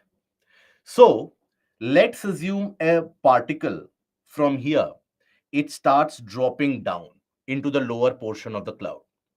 So as it starts dropping down into the lower portion of the cloud, it will keep on accumulating charges from all around. Charge is what? The gaining of electrons. So by the time that the particle reaches to the lower surface, it would have gained sufficient number of electrons in the process. So here the lower portion of the cloud will end up developing a kind of a charge.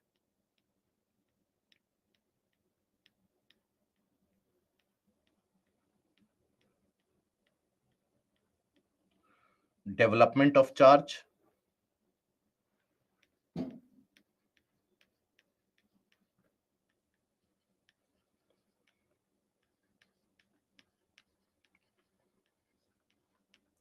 Due to the movement of particles with respect to each other, that is why you have development of charge. Rubbing of particles against each other, that is why you have development of charge. Now charge always flows from negative to positive or negative to zero, always, because charge is what? Electrons. So electrons will always flow from a surplus to deficiency. So charge always flows from negative to positive or negative to zero. Ground surface always is considered to be reflecting zero charge. So ground surface, when we talk about, ground ends up representing zero charge.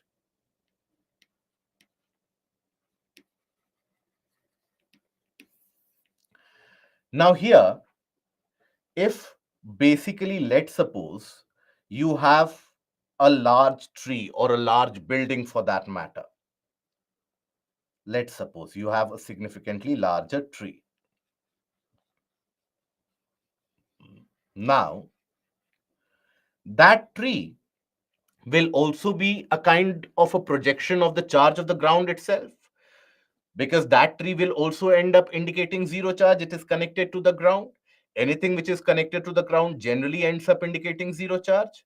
That is why when you walk bare feet and you touch an electrical line, that is why you get the shock, because you are also connected to the ground. So the charge will flow through your body. That is why we receive electrical shock. So this also represents zero charge. Now that is where sometimes what you will observe is that there is significant amount of flow of charge. There will be a sudden movement or flow of charge. And that is what we experience as lightning events. Now, whenever these lightning events happen, you have huge amount of charge in the terms of many kilovolts, thousands of volts, which end up moving in a very short span of time. In a very small span of time, huge amount of charge indicates a kind of a flow. So in that situation, what do you gather? In that condition, you will have huge amount of charge which passes through. So that is where you will always find out that whenever you have events of lightning, people actually, when they succumb to that lightning, of people, whenever you have casualties due to lightning, it is that people get burned to death, right? because that high amount of charge, when it flows, there is a very high amount of heat which is produced in the process as well. So that is where you will have the movement of lightning. I will repeat this again and listen to this carefully this time. When we talk about a cloud will have various different, numerous different particles. Now, whenever you rub the particles against each other, they tend to gain or lose electrons, right? Suppose you have a particle, another particle is coming there, rubbing against it. It might take an electron from that particular particle, it might develop a charge. So, whenever you have rubbing of various different particles, they might develop a charge. So, as the particles in the cloud, they keep on moving because of the air movement, etc. That is why the clouds will develop a charge. So, this development of charge in the clouds that happens is because of the movement and rubbing of the particles against each other. So when they happen, that is when you will have basically the acquirement of a charge.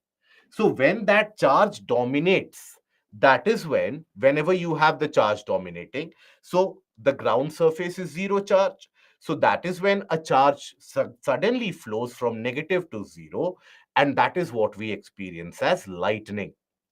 That is why it is always suggested that whenever you have very dense clouds and if it is raining, never take a shelter underneath a tree.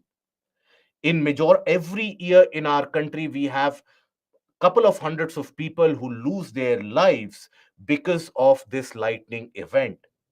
Because oftentimes you will observe, where is it that the lightning strikes? Either on top of a particular building, which is a projection of the ground itself, or in large open farmlands, where in between those farmlands you have one or a couple of very large trees. So that is where you will observe the movement of charge. So when if suppose you have taken a shelter underneath that tree, immediately you will be burned to death. That is why whenever lightning occurs, everyone who takes shelter, or if a lightning strikes on a tree, trees are ideal cases where the lightnings will strike, or the buildings are the ideal cases where the lightning will strike.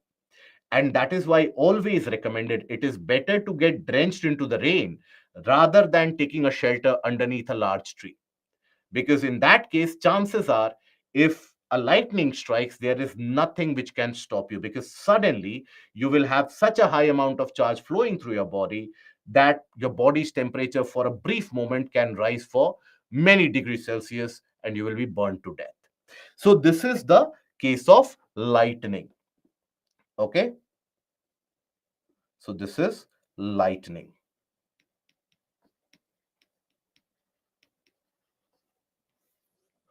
Okay, now here, when we talk about this event of lightning, always whenever lightning occurs, majorly you will observe that sometimes you would also have observed that it is not always that lightning hits the ground. Sometimes you will observe there's a lightning in the sky itself, right? So sometimes it can also happen that you have development of charge within the clouds, and the lightning can happen within the cloud itself. That is when you observe the clouds experience lightning themselves. So around 80% of the lightning happens within the clouds itself. Only around 20% of these lightning events, they happen within the cloud and from the cloud to the ground. Okay, so here, but whenever this lightning happens, there is also a significant amount of sound which is created, a thunderous sound. Now, why is that sound created? So basically, that sound is created. Let's suppose you consider the air around this.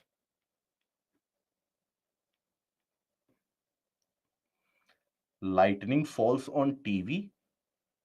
When is it, my dear friend, that lightning has fallen upon TV?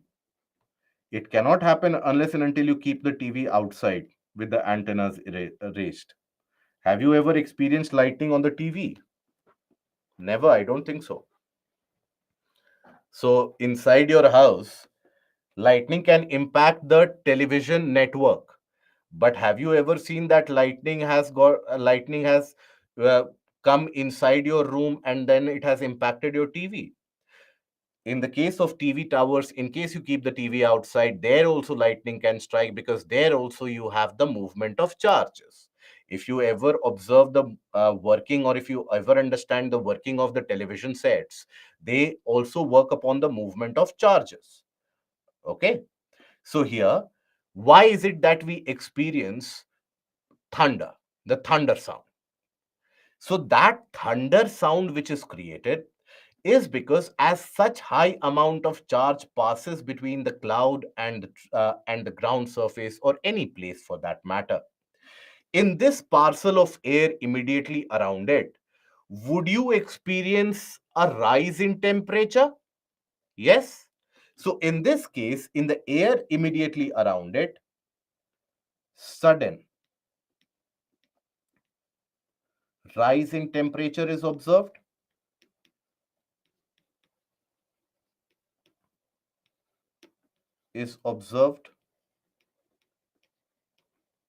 Okay.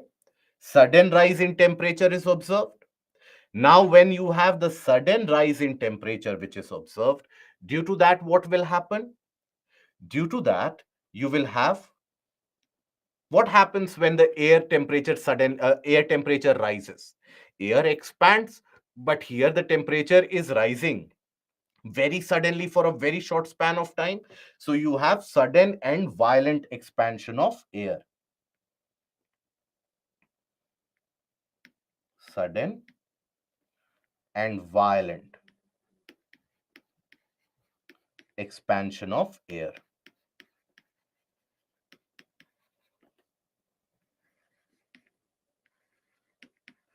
And that sudden and violent expansion of air, that will produce the sound that you experience as thunder.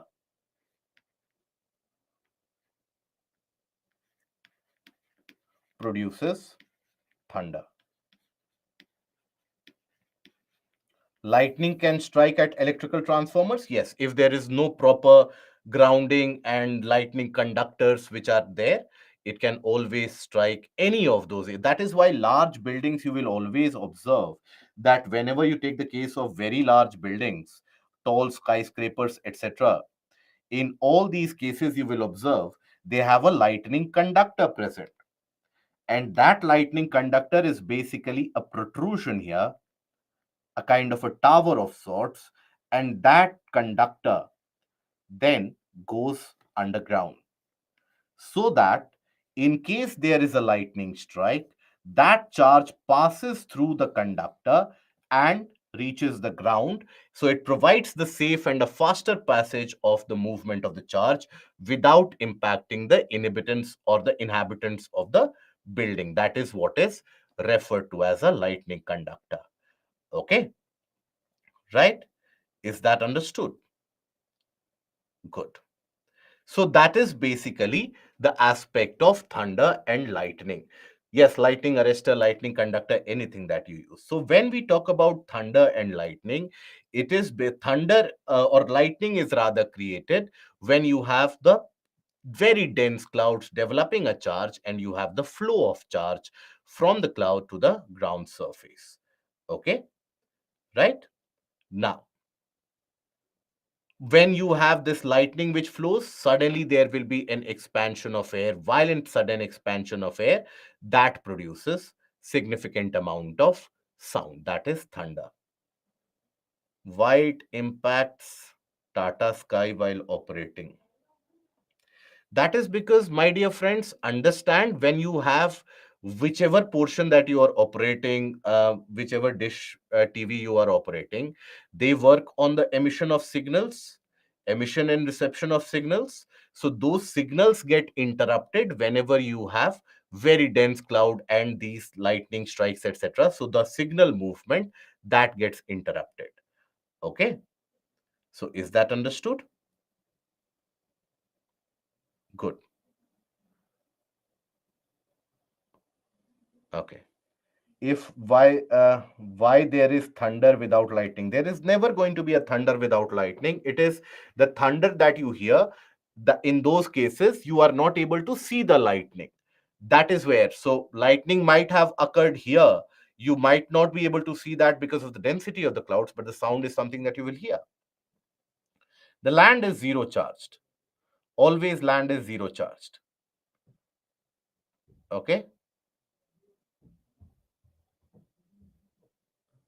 building building part. So whenever you have any projection from the ground which ends up having the zero charge as well, any projection which anything which is in contact with the ground, that will also end up projecting a zero charge. So when you have very tall buildings, they are just a mere projection of the ground charge itself.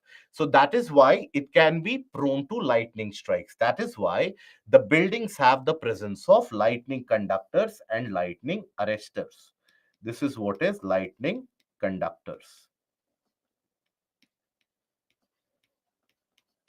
Okay, that is what we refer to as lightning conductor and arrestor. Okay. Why everyone tell don't use internet at time of lightning? So those are older concepts, my dear friend. So those are older concepts when you had, and please don't stop using internet because of that.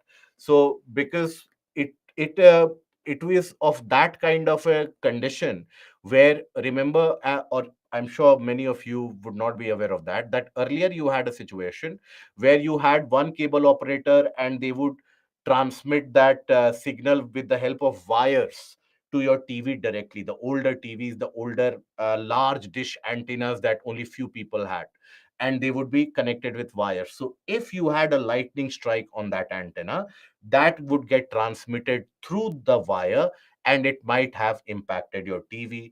Or in case of the earlier one, the Ethernet cables, so that is how it could have impacted. If you are connected via Ethernet, it could have impacted your systems, your laptops, etc. Okay, is that understood? Right. But sir, thunder occurs due to collision of clouds now. How is that it can happen? Who told you this? So many of us, we have gained so much amount of preconceived notion from earlier itself. So it is not as if that thunder will occur due to the creation of or the cloud. Clouds are made up of very small ice particles. If they will collide, can they ever end up producing that much amount of sound? Absolutely not. Okay. So all these myths which prevail, that basically, let's suppose you need not wear dark colored clothes or lightning will strike, etc. All these are various different types of myths prevalent. Okay. Thunder is where you have lot of charge which passes through in a very short span of time. Okay, sometimes clouds are there on sky but not happened continuously. So not every cloud will have the development of this kind of a charge process. Okay. Avni, my dear friend, we are already behind many different modules. So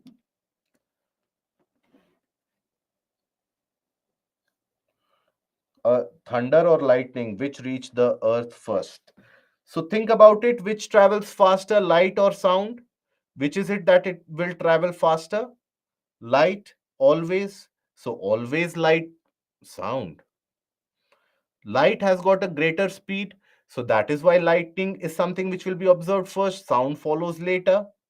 Land is always zero, my dear friend. Always. That is why you refer to earthing. Okay. Why keep iron rod in front of home during lightning? Try doing one thing. Don't keep the iron rod in front of your home. See if anything adverse happens.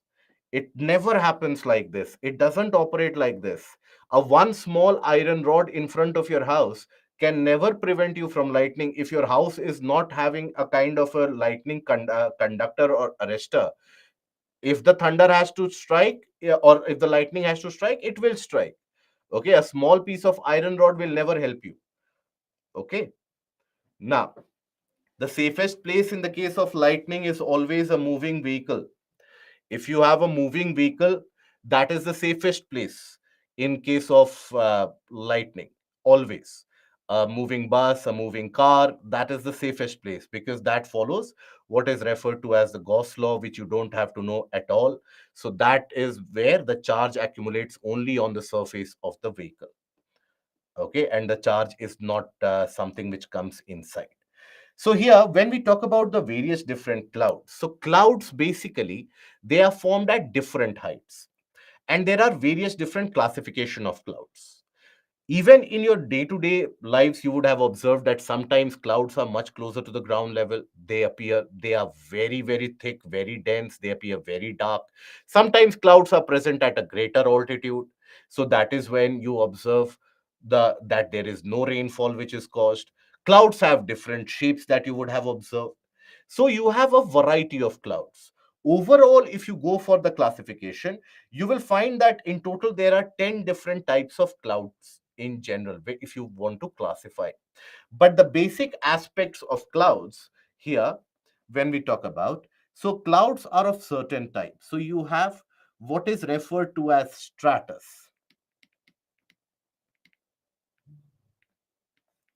Stratus is basically, stratus is again taken from the term strata, meaning layers. So when you have layering, which is present, when the clouds are present in large horizontal layers, that is what is stratus, not stratosphere. Clouds present in horizontal layers. Then you have a type of cloud which is referred to as cumulus. What do we understand by cumulus? Cumulus represents an accumulation. So here you have, let's suppose, a kind of a cloud formation somewhat like this.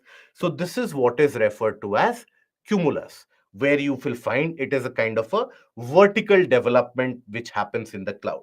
Then you have another category, that is cirrus. Cirrus refers to very high altitude clouds. Very high altitude clouds.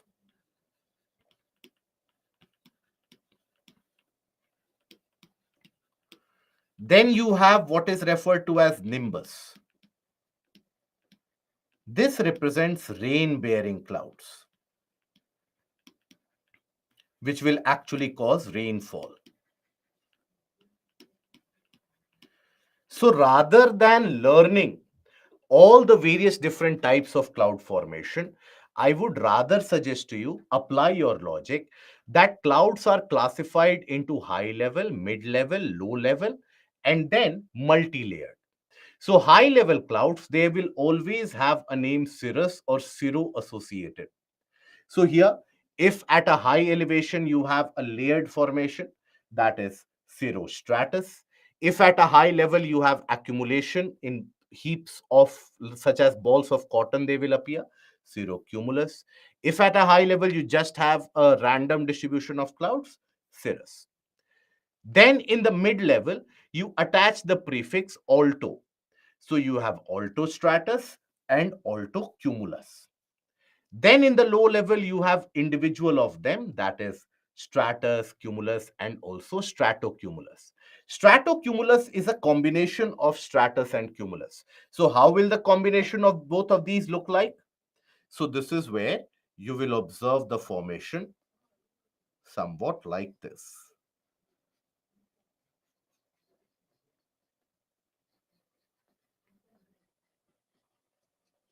That is a combination of both of them. That is stratus as well, cumulus as well. So this is stratocumulus.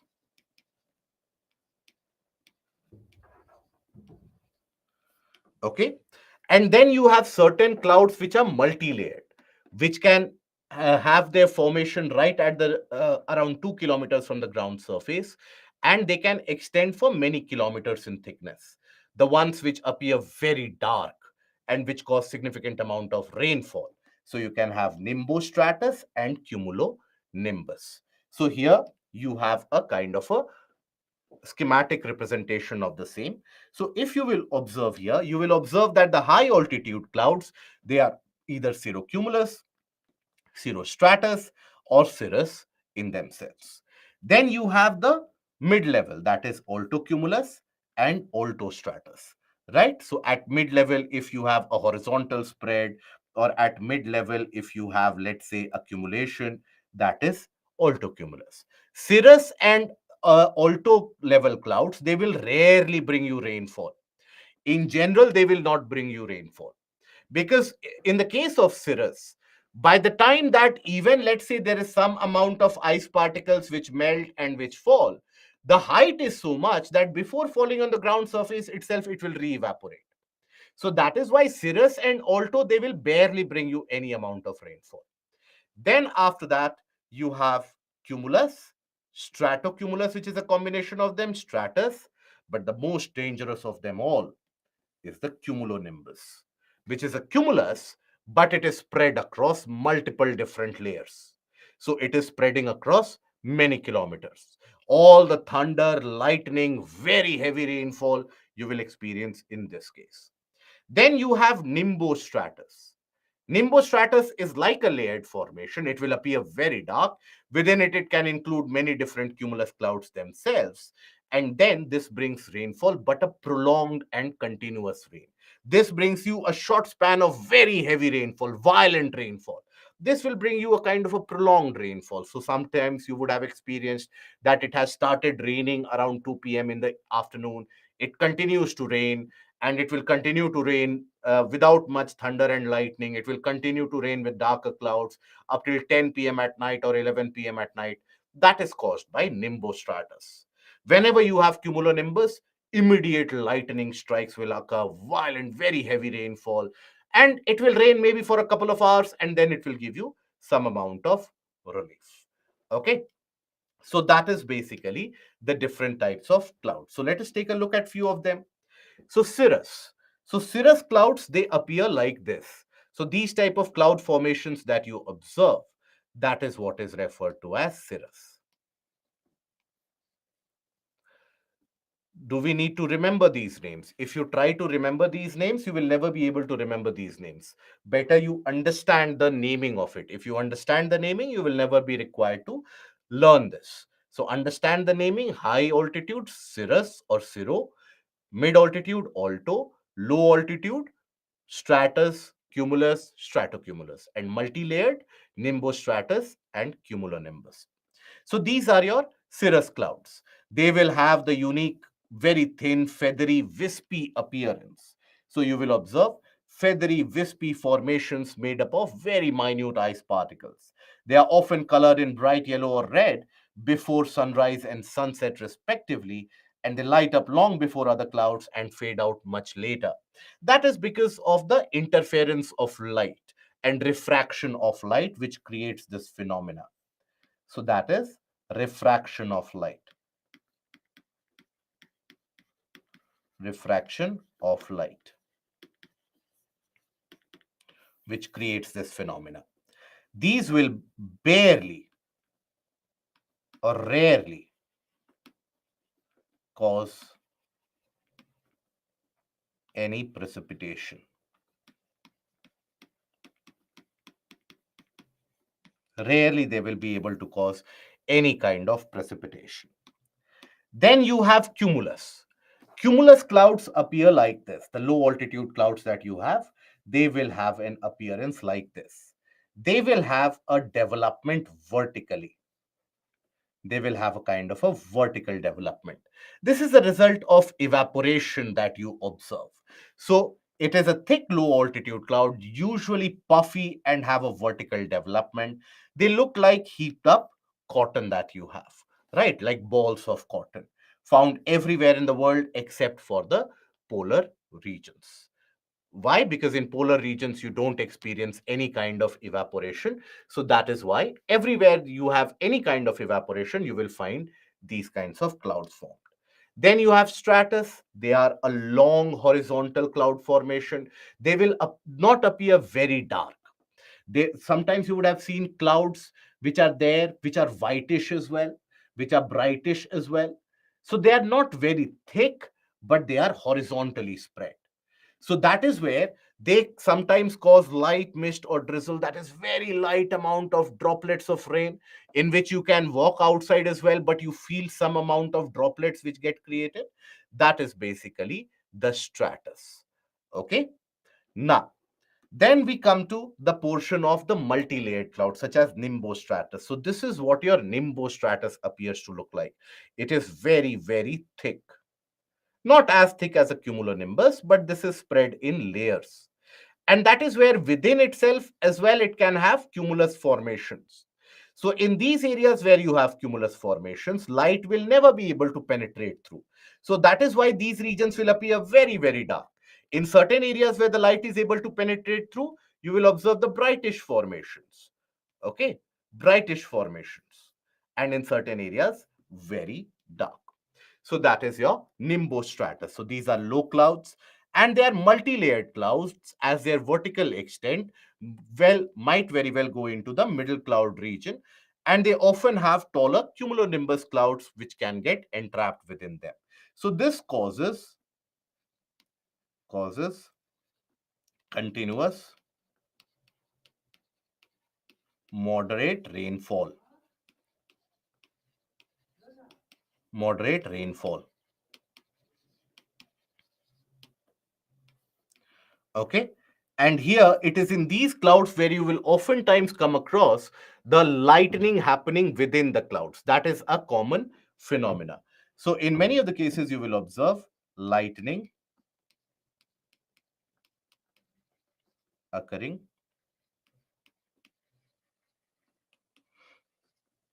within the clouds.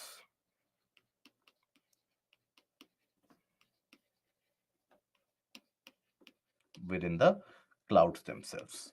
That is what is nimbostratus. Then you have the most dangerous and the most violent of them all. That is what is cumulonimbus. So they will always produce lightning, thunder, heavy rain, even hail, etc. that we will see. So all of them. Now, this will basically be most common. It will be most common during the afternoons of summer and spring, when you have significant amount of continuous evaporation. When you have a lot of evaporation and condensation which happens, that is when cumulonimbus is created. This creates very heavy rainfall along with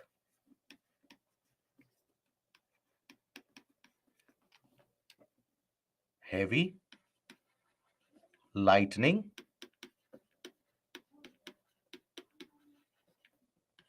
and thunder.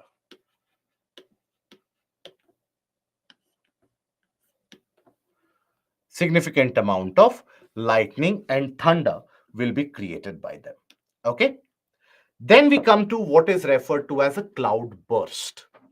So as you can see here, cloud burst is when a cloud simply gives way.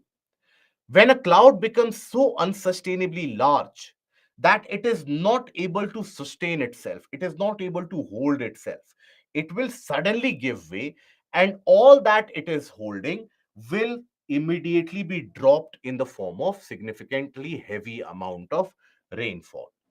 That is cloudburst. So in the cases of cloudburst, you have excessively large amount of rainfall received in a short span in a shorter area. So a cloudburst is localized but intense rainfall activity. Rainfall of 10 centimeter or more in an hour over a roughly 10 by 10 area is classified as a cloudburst event. So this happens when the cloud goes or grows unsustainably large. So this will generally happen in the case of cumulonimbus cloud formation. So generally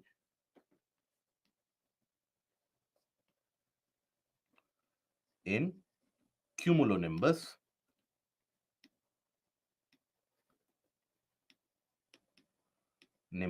cloud formation. Okay, that is when, or that is where it will be experienced. Now this is experienced in hilly areas. majority of the cases, or majorly in hilly regions, and then sometimes in plain areas, which is a very rare occurrence. In plain areas, it is not a common occurrence. So, why does it happen? Let us understand that process. So, for example, let's suppose you consider a hilly or a mountainous area, hilly or a mountainous region, let's suppose. Now, in this case, if you have winds which are consistently moving, let's suppose monsoonal winds. Monsoonal winds will carry a lot of moisture along with them. Now, these monsoonal winds which are consistently blowing, they will be pushed up to the surface. Against the surface, they will be pushed up. Now, as they rise up, they will cool down and they will form a cloud. Here on the windward side, they will form a cloud of sorts. Now, this wind, it is not as if it will immediately, one parcel has come or one sample has come and it will come to a stop. This is a continuous movement. So the clouds, they continue to grow larger and larger. So the clouds will grow much larger. And here the clouds will be kept floating in the sky. Can you think about the reason?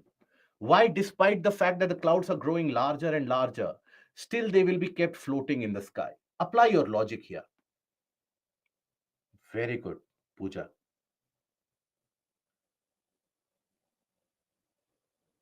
Sakshi, correct.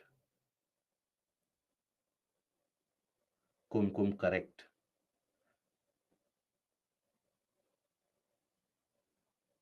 It is because continuously the winds which are moving, yes, the winds which are continuously blowing, now those winds continuously will keep the cloud aloft. They will not allow the cloud to come down. So, as the winds are continuously blowing, the cloud will further grow much larger in size. The cloud continues to grow much larger in size. It is kept aloft by the wind. It will continue to grow much larger in size. Now, suppose even for a brief moment of time, let's suppose for a brief moment of time, you have the wind which comes to a stop or a standstill. Now, what will happen? Now, as this wind has come to a stop, then what will happen? Now, there is nothing which is there to keep the cloud aloft. There is nothing which is there to keep the cloud floating. So, suddenly, all that which was held will come crashing down. Huge amount of rainfall will be caused in the process.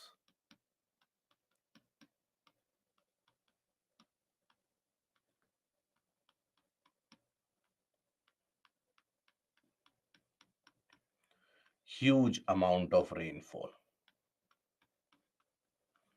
will be caused in the process.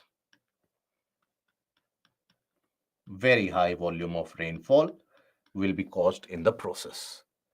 And because that high amount of rainfall will be caused in a very short span of time, that is why it can lead to flash flood events.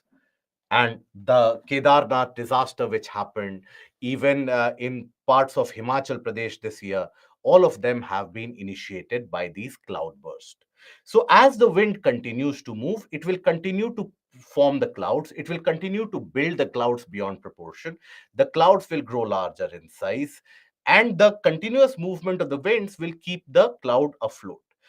If suppose for a couple of days the clouds or the winds they come to a stop, or for even for a couple of hours or some short duration, if the winds which have been keeping the clouds afloat, if they come to a stop, suddenly everything will come crashing down, and that is what you refer to as cloud burst, and that is what is received as a lot of rainfall, it can end up creating flash floods as well. Now, in very rare cases, as you observe here, this can be observed over the plain regions as well. So, why is it that the plain regions experience this in rare cases? So, suppose there is intense heating of the ground surface, and that has caused sufficient amount of convection, very high rate of convection. And if there is a lot of moisture present in the air, all that moisture will condense to form clouds. So initially there will be similar process, a small cloud formation. As this continues, the cloud formation grows larger.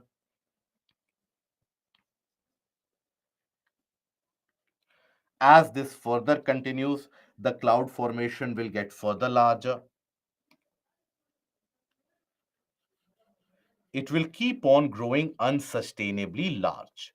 Now, as long as the winds are there, the winds are there to basically, as long as the winds are there, they are present to keep it aloft.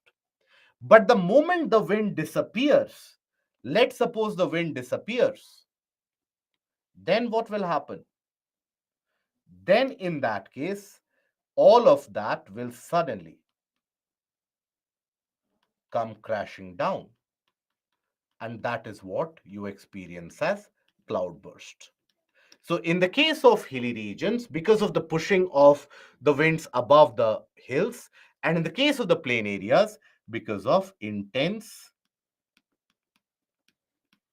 convection.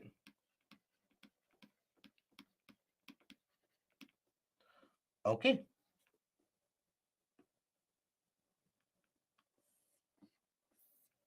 That is what we refer to as cloud burst. Now, then we have another such disaster, a kind of a disaster, which we refer to as a hailstorm. So, as many of you were referring to it, many of us generally confuse hailstorm with snowfall. Snowfall is very different. Snowfall is when snow occurs, and snowfall happens in the region. In India, snowfall is received only in Jammu Kashmir, Ladakh, Himachal Pradesh, parts of Uttarakhand, parts of Sikkim, and Arunachal Pradesh. Now, social media basically will report to you that snowfall has happened in Hyderabad also, in Bangalore also, in Delhi also. That is not snowfall. Sometimes during very heavy rainfall, you experience that there are large chunks of ice which fall. These are what are referred to as hailstones, and the entire event is referred to as a hailstorm event. Now, I'm sure in your regions also, whichever region that you are living in, you at some point of time or the other, you would have actually observed these hailstorms. Now, if you try to recall what was the weather condition during that point of time, you would have basically observed, or if you can recall, that there would be very dense, dark colored clouds, lot of heavy wind movement, and that is when this occurs. So these hailstone or hailstorms basically can have a potential disaster because these large chunks of ice, when they fall with a significant amount of force. They can shatter glasses, they can impact us as well, they can end up causing very serious injuries as well. So, in the case of a hailstorm to occur, there are two conditions which are required to be met. Only then a hailstorm will occur. Otherwise, a hailstorm does not happen. So, here, what are the conditions? First, dense cumulonimbus cloud formation.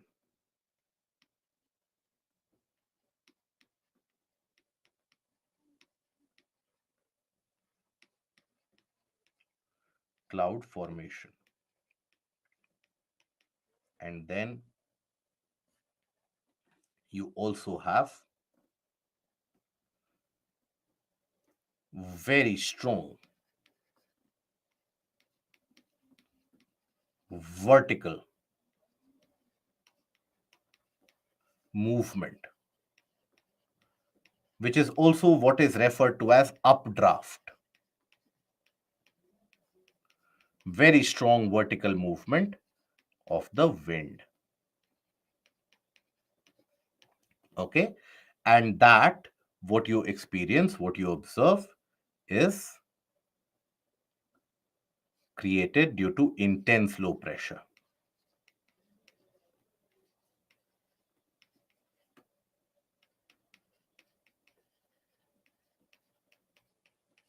Okay, so let us understand this process. So, here, when we talk about these hailstorms, so let's suppose understand why it happens. Why oftentimes along with rainfall you receive these hailstorms? Why is it that you don't only observe the formation or the falling of the ice particles, or not only the raindrops, but oftentimes it is a mixture of them both? Even though many of us, we like to think that it is a kind of a snowfall, and you often hear people saying that, you see, this is like being in the hills or the hill stations, this is like being in Kashmir itself. That is how the situation is, but it is not at all similar. Hailstorms are very different than what a snowfall is. Snowfall are very tiny snowflakes, right? Being in a snowfall can be a pleasant experience, but being exposed to a hailstorm can be dangerous. Okay, so here, when we talk about it, so let's say we have a very dense and a thick cumulonimbus.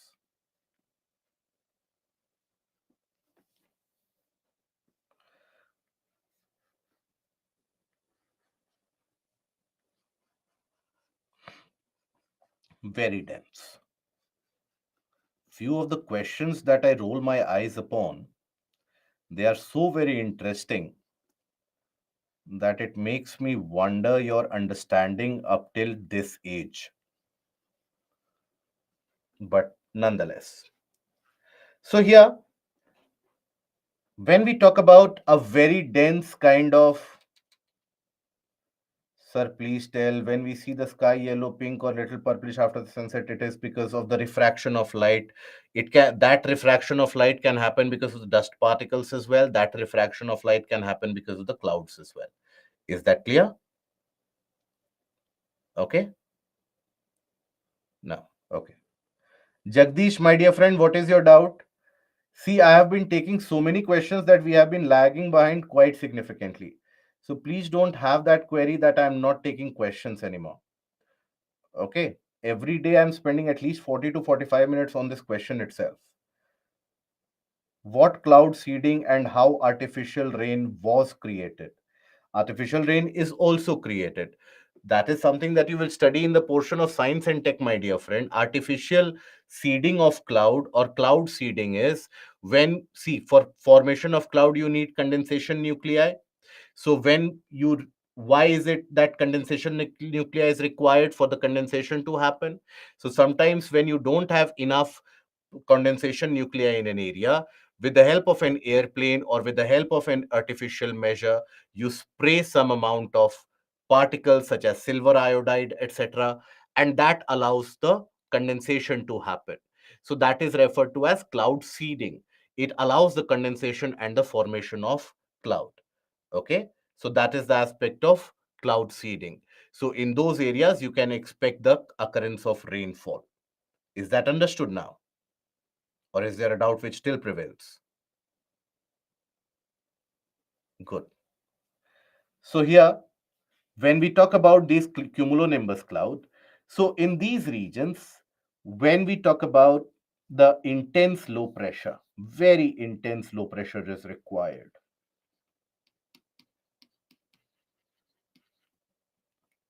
Low pressure.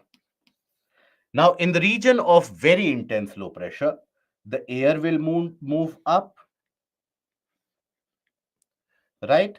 This will be further pushed up. The air continuously will be pushed up. There is a continuous rise of air in this region.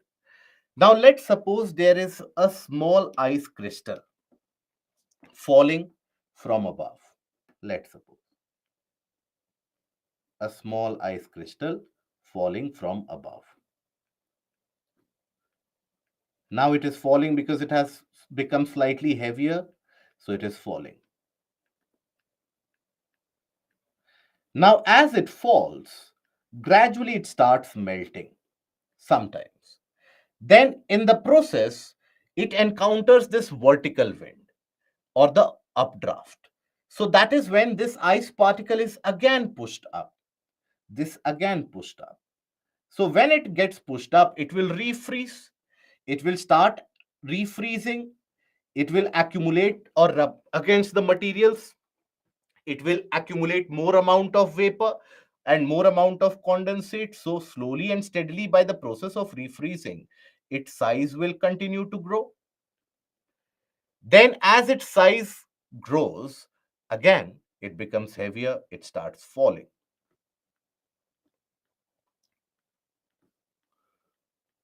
As it falls, it will accumulate more materials around it.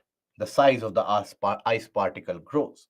Then again after that, it encounters these winds and again it is thrown vertically upwards. As it goes, it rubs against the supercooled liquid water, it rubs against the various particles. So the size of the particles in this refreezing continuously grows larger and larger.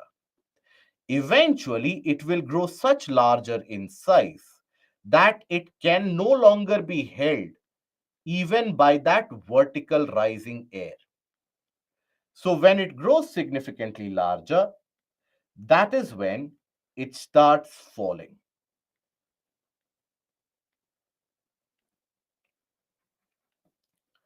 And that is when, even if some portion of it melts, but then there is still a large chunk which is unable to melt. That is how large it can grow. And that is what you experience falling on the ground surface.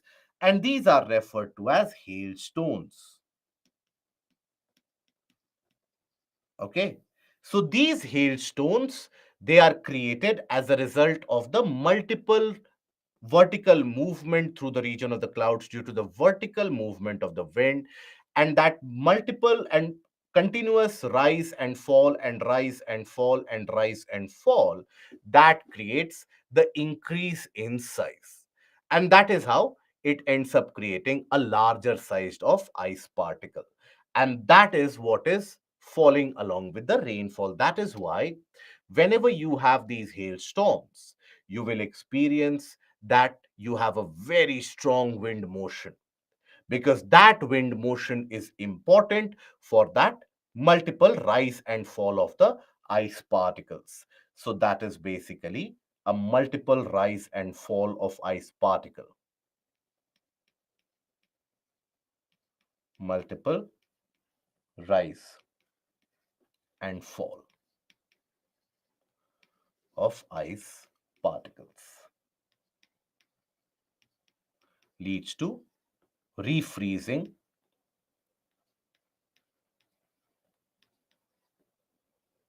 refreezing, and that ends up creating larger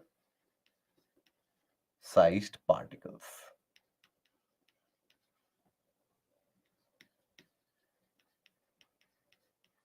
Okay, that creates very large sized particles, which we refer to as hailstones. So these can occur generally during the late afternoons, around 4 to 5 p.m., when there has been a lot of heating which has been received, creating a significant low pressure in the summer months. Sometimes it is also to be experienced in the winter months, particularly in the western part of the country. In the winter months, you will never experience these hailstorms to occur in the eastern part of the country. Always it will occur in the northwestern part of the country. And that is because of creation of low pressure sometimes. You have the traveling low pressure systems during the winter, what we will study later as western disturbances. So those low pressure systems can also end up creating these hailstorms. Okay. Now, after this is a kind of a question which has appeared in prelims previously. So take this question. Appear as rising domes, classified as the force, won't they destroy the fruits? Answer is cirrus clouds are composed of ice crystals. Why the other statements are incorrect? Cirrus clouds have a flat base and appear as rising domes. This is incorrect. Which cloud has a flat base and appears as rising domes? Which type of clouds? You have the kind of clouds that we have seen which has a flat base and which appear as rising domes, and that is stratocumulus.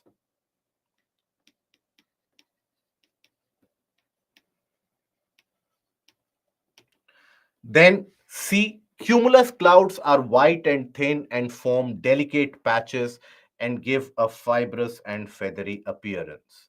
Just to show you how much attentive you are in the sessions. Cirrus clouds are feathery, wispy formations of minute ice crystals. So, here when we talk about it, so this is not about cumulus, this is about cirrus clouds. Then cumulus clouds are classified as high clouds. This is incorrect. Cirrus are classified as high level clouds. Okay.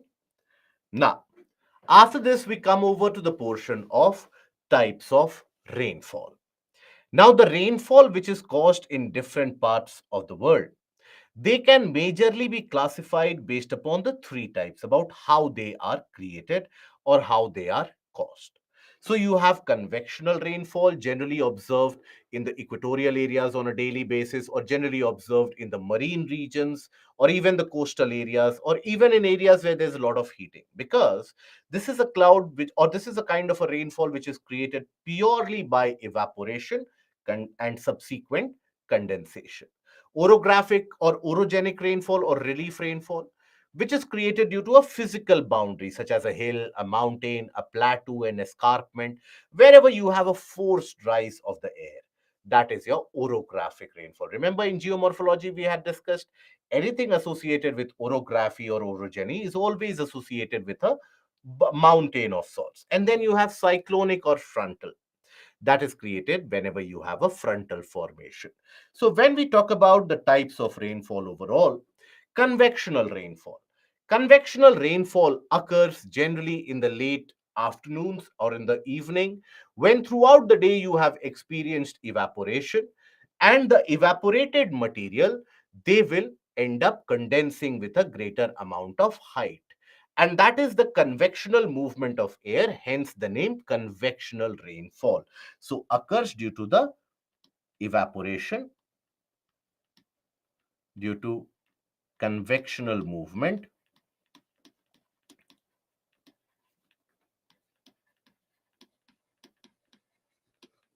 of air,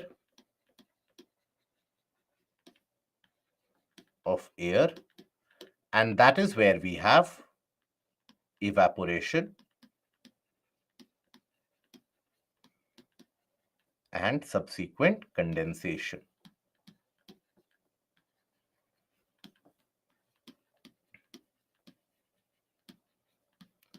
So this will be observed in the region of which areas? So this will be observed when we talk about it in the regions equatorial areas,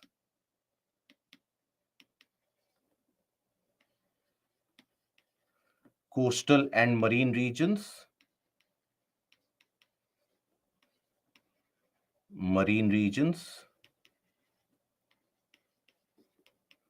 and then also in the regions having high heat.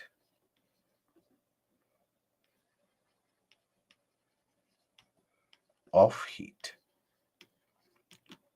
So in these areas, whenever there is a significant amount of heating, or whenever whatever causes huge amount of evaporation, that evaporation ends up creating very dense clouds. Initially, it can lead to the development of a cumulus cloud, and that cumulus cloud over a period of time might expand to form cumulonimbus, and that can bring rainfall along with thunder and lightning. So, in the equatorial and coastal and the marine regions, in many of the cases, causes rains in equatorial areas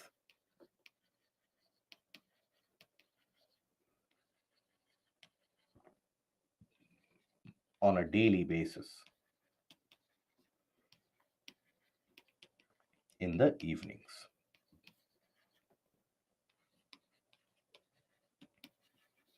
Or afternoons.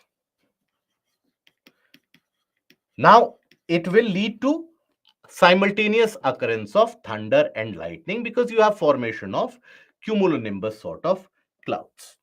Then we have what is referred to as an orographic rainfall. We have seen that whenever you have a wind which basically ends up hitting a mountainous area or any region of a relief feature or any kind of obstruction, that wind is forced upwards.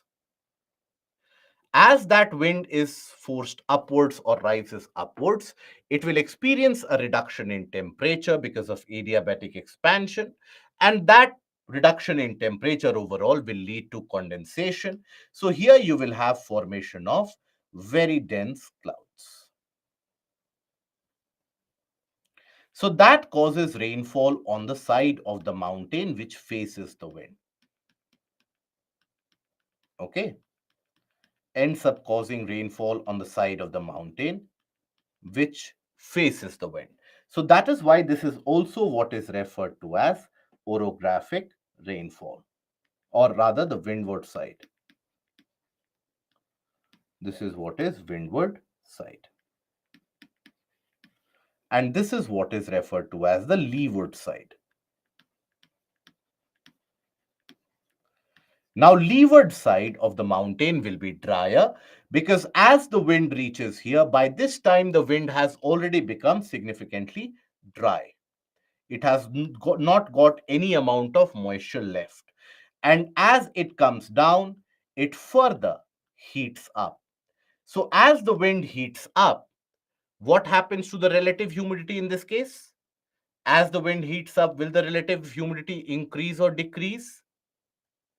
Whenever you carry out the heating of air, the relative humidity tends to decrease. Very good. So relative humidity, when it decreases, saturation does not occur. That is why on the leeward side, because the saturation does not occur, this is a dry area. And that is referred to as a rain shadow region. Rain shadow region, which means in that area, you don't experience the occurrence of rainfall. Okay, these are dry areas. So taller the mountain, greater is the rain shadow region. So that is why on the leeward side of any of these mountains, you will observe there is no occurrence of rainfall or dry areas. Even on the eastern side of the Western Ghats, you will observe it is dry. Even in the northern face of Himalayas, you will observe that they are drier. So that is how you have the leeward side, which are dry and devoid of rainfall.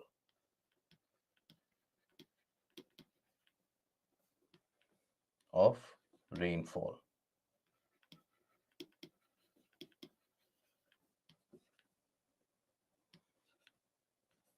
Okay. Now, then we have a frontal or a cyclonic rainfall. So this is created by or observed whenever you have a creation of a front or a frontal formation. That is something we will take a look into the next class. So when we say a frontal formation, that happens whenever you have a mass of cold and warm air, whenever they end up interacting with each other. So let's suppose you have warm air and you have cold air. So as the warm air interacts and the warm air here starts rising with the cold air, you will observe that as it rises up, let's suppose, in this region, in this area, warm air is in contact with the cold air region. So in that case, when the warm air is in contact with the cold air, the temperature of the warm air will also reduce. So that is when it will undergo saturation. If it cools down beyond that, you will have the formation of clouds in this area. And that is what ends up causing significant rainfall in the process. Okay, that will end up causing sufficient amount of rainfall in the process. Then we come across to the portion of fog formation. What do we understand by fog? So, fog is again a kind of a condensation, but here the condensation happens closer to the ground surface. So the definition of it for the fog is a cloud formation near the ground. But don't go by the definition, just understand in simple terms. Whenever condensation happens on the ground surface, near the ground surface, the air condenses near the ground surface. That is what we experience as fog. Now that condensation will happen because the air will lose temperature. Air can lose temperature because of different reasons. Because of different conditions, the air can lose temperature. But as the air loses temperature, that is why you have the formation of fog. Now, this condensation will happen on wherever you have the dust particles on the ground surface across those areas. Now, near the ground surface, always there will be dust particles everywhere almost. So that is why you will have a lot of fog formation. Now, here we have the classification of fog based upon how that condensation has happened or why that condensation has happened.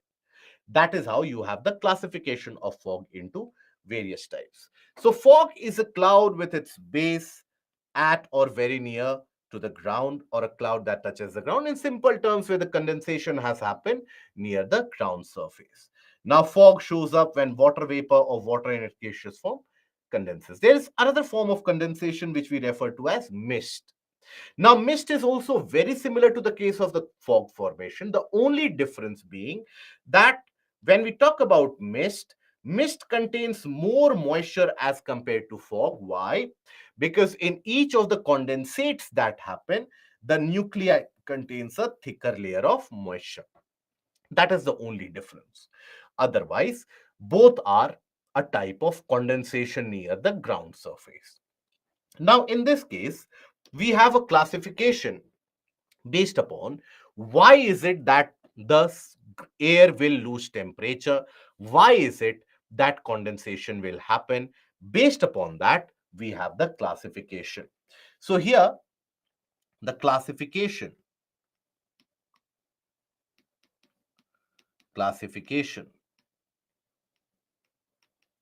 is on the basis of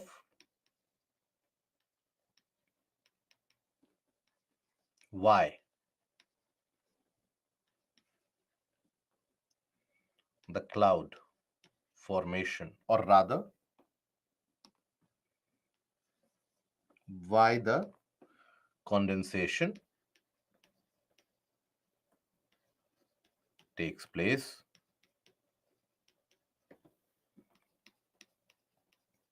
Okay, so we have radiation fog, we have advection fog, upslope fog, steam fog, and valley fog. All of these are basically condensation happening near the ground surface. But in all of them, the air is losing temperature because of different reasons. In the case of radiation fog, it is very similar to the case that we studied for surface inversion. And that is that the surface suddenly loses heat. And when the surface loses heat, surface becomes very cold. The air above it will also become very, very cold. And as the air suddenly loses temperature, it will attain saturation, it will cool down beyond it, it will undergo condensation. So here, which radiation are we referring to? Here we are referring to terrestrial radiation. It is because of terrestrial radiation. When the earth is able to lose heat very, very quickly. So radiation fog. This is observed when the surface loses heat very quickly, and as a result of that, just like the case of surface inversion, remember. So here, just like the case of the surface inversion, surface loses heat very quickly with the help of the outgoing terrestrial radiation. So as the surface loses heat, air above it also cools down very suddenly. Air cools down very suddenly. Cools down and undergoes condensation. Now, when this will happen, when is it that we will observe this? Whenever you have a condition so that the air is able to lose or the ground is able to lose heat very quickly. So what are the conditions under which the ground is able to lose heat very quickly? Let me know. Can we say long winter nights? Very good. Long winter nights. That is when the ground continues to lose heat for a longer duration. Other than that, clear sky, beautiful, right? Because in cloudy nights, you won't experience the fog formation because when you have clouds, they will re-radiate back some amount of that heat. It will cause warming. That is why lack of clouds is an essentiality for the loss of heat. So both of these further accelerate the rate of loss of heat. Also, if let's say you have wind movement, will you observe fog formation when you have wind movement? When you have wind movement, will you observe fog formation? No, because in that case, it will simply be blown away. It will simply be taken away. So here you also need calm conditions.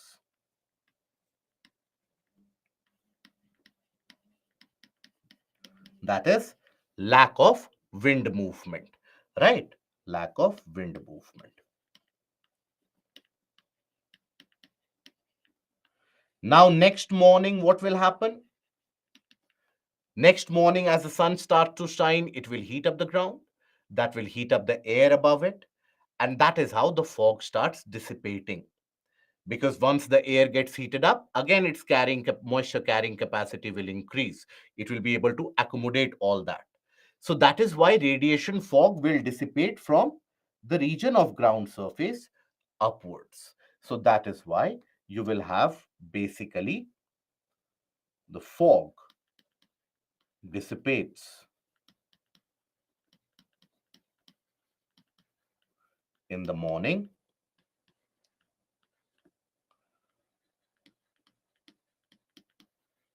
from ground up.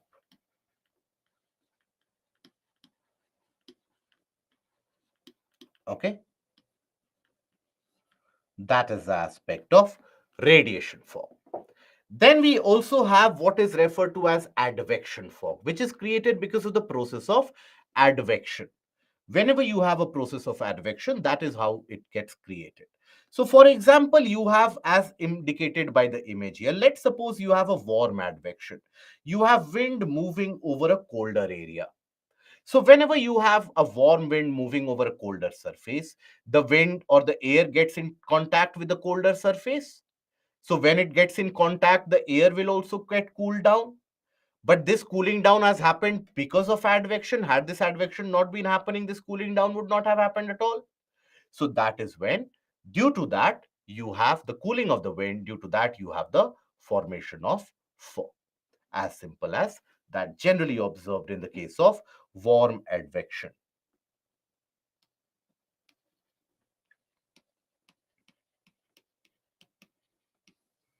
Okay, that is when it is generally observed. Now, then we have one of the most visually appealing kinds of fog, which is referred to as a steam fog.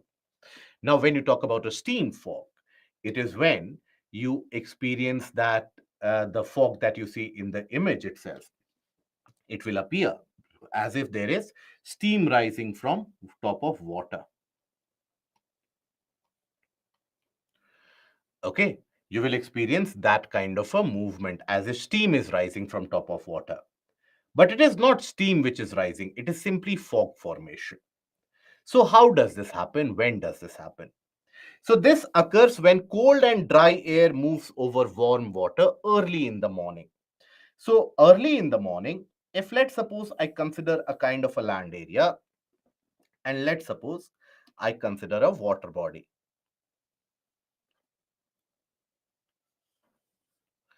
Now, the air above the ground, this will be cold air.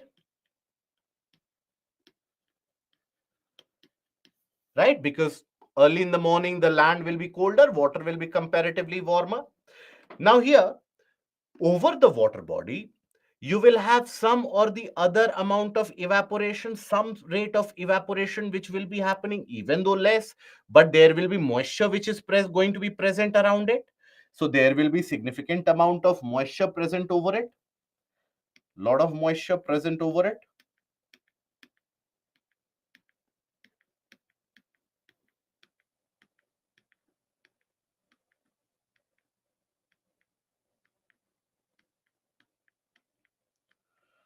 Now, as you will encounter this cold wind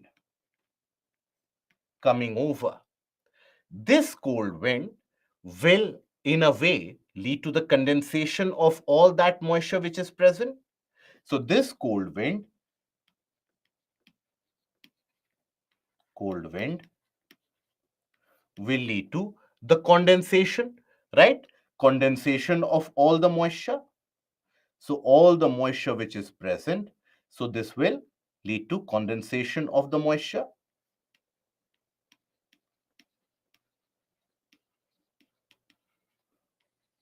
So because this vapor always, as whenever you have evaporation which is happening, so in those cases it always gives you a kind of a visual appeal of as if it is rising.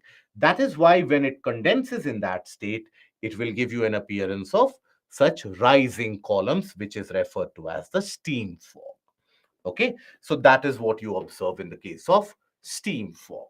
So steam fog is experienced generally in the morning when you have some amount of evaporation which has already been initiated, or sometimes even late at night you will experience this over the water bodies. It won't be experienced over the land areas. It will be experienced primarily over the lakes. Even in certain cases, if there is a river, in that case also, if the river movement is not very swift, there also you will experience the kind of a steam fog. Then you have what is referred to as an upslope fog. Upslope fog is the fog which is created whenever you have the rise of air or the slow movement of air over a mountainous or a hilly region. If the air moves very quickly or significantly faster, it will form orographic rainfall and orographic clouds. But whenever you have a kind of a very slow movement, so in that case of a slow movement, slowly and steadily the air will start losing temperature, and slowly and steadily it will observe a kind of a condensation and formation of a fog. So forms when wind blows air up a slope whenever you have an orographic uplift. And this is when you have slow movement of air, which happens in this particular case. Okay, that is your upslope. This is observed as an upslope fog. So whenever early in the morning, if ever you go for trekking or adventurous activities across the hills, you will observe that upslope fog.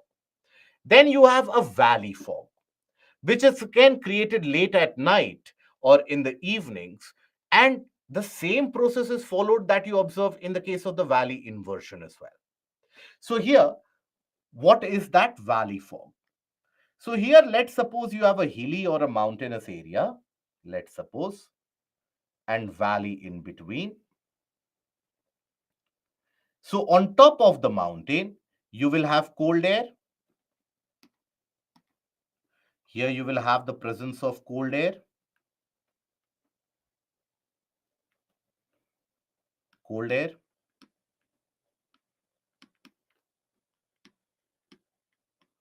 Now that cold air, as it starts to sink, it will replace the warmer air at the valley bottom, isn't it?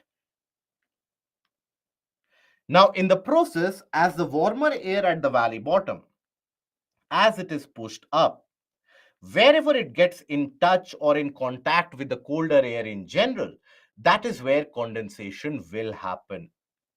So that is why the entire valley is almost covered with dense fog formation, where you won't be able to see any kind of thing at the bottom at all, right?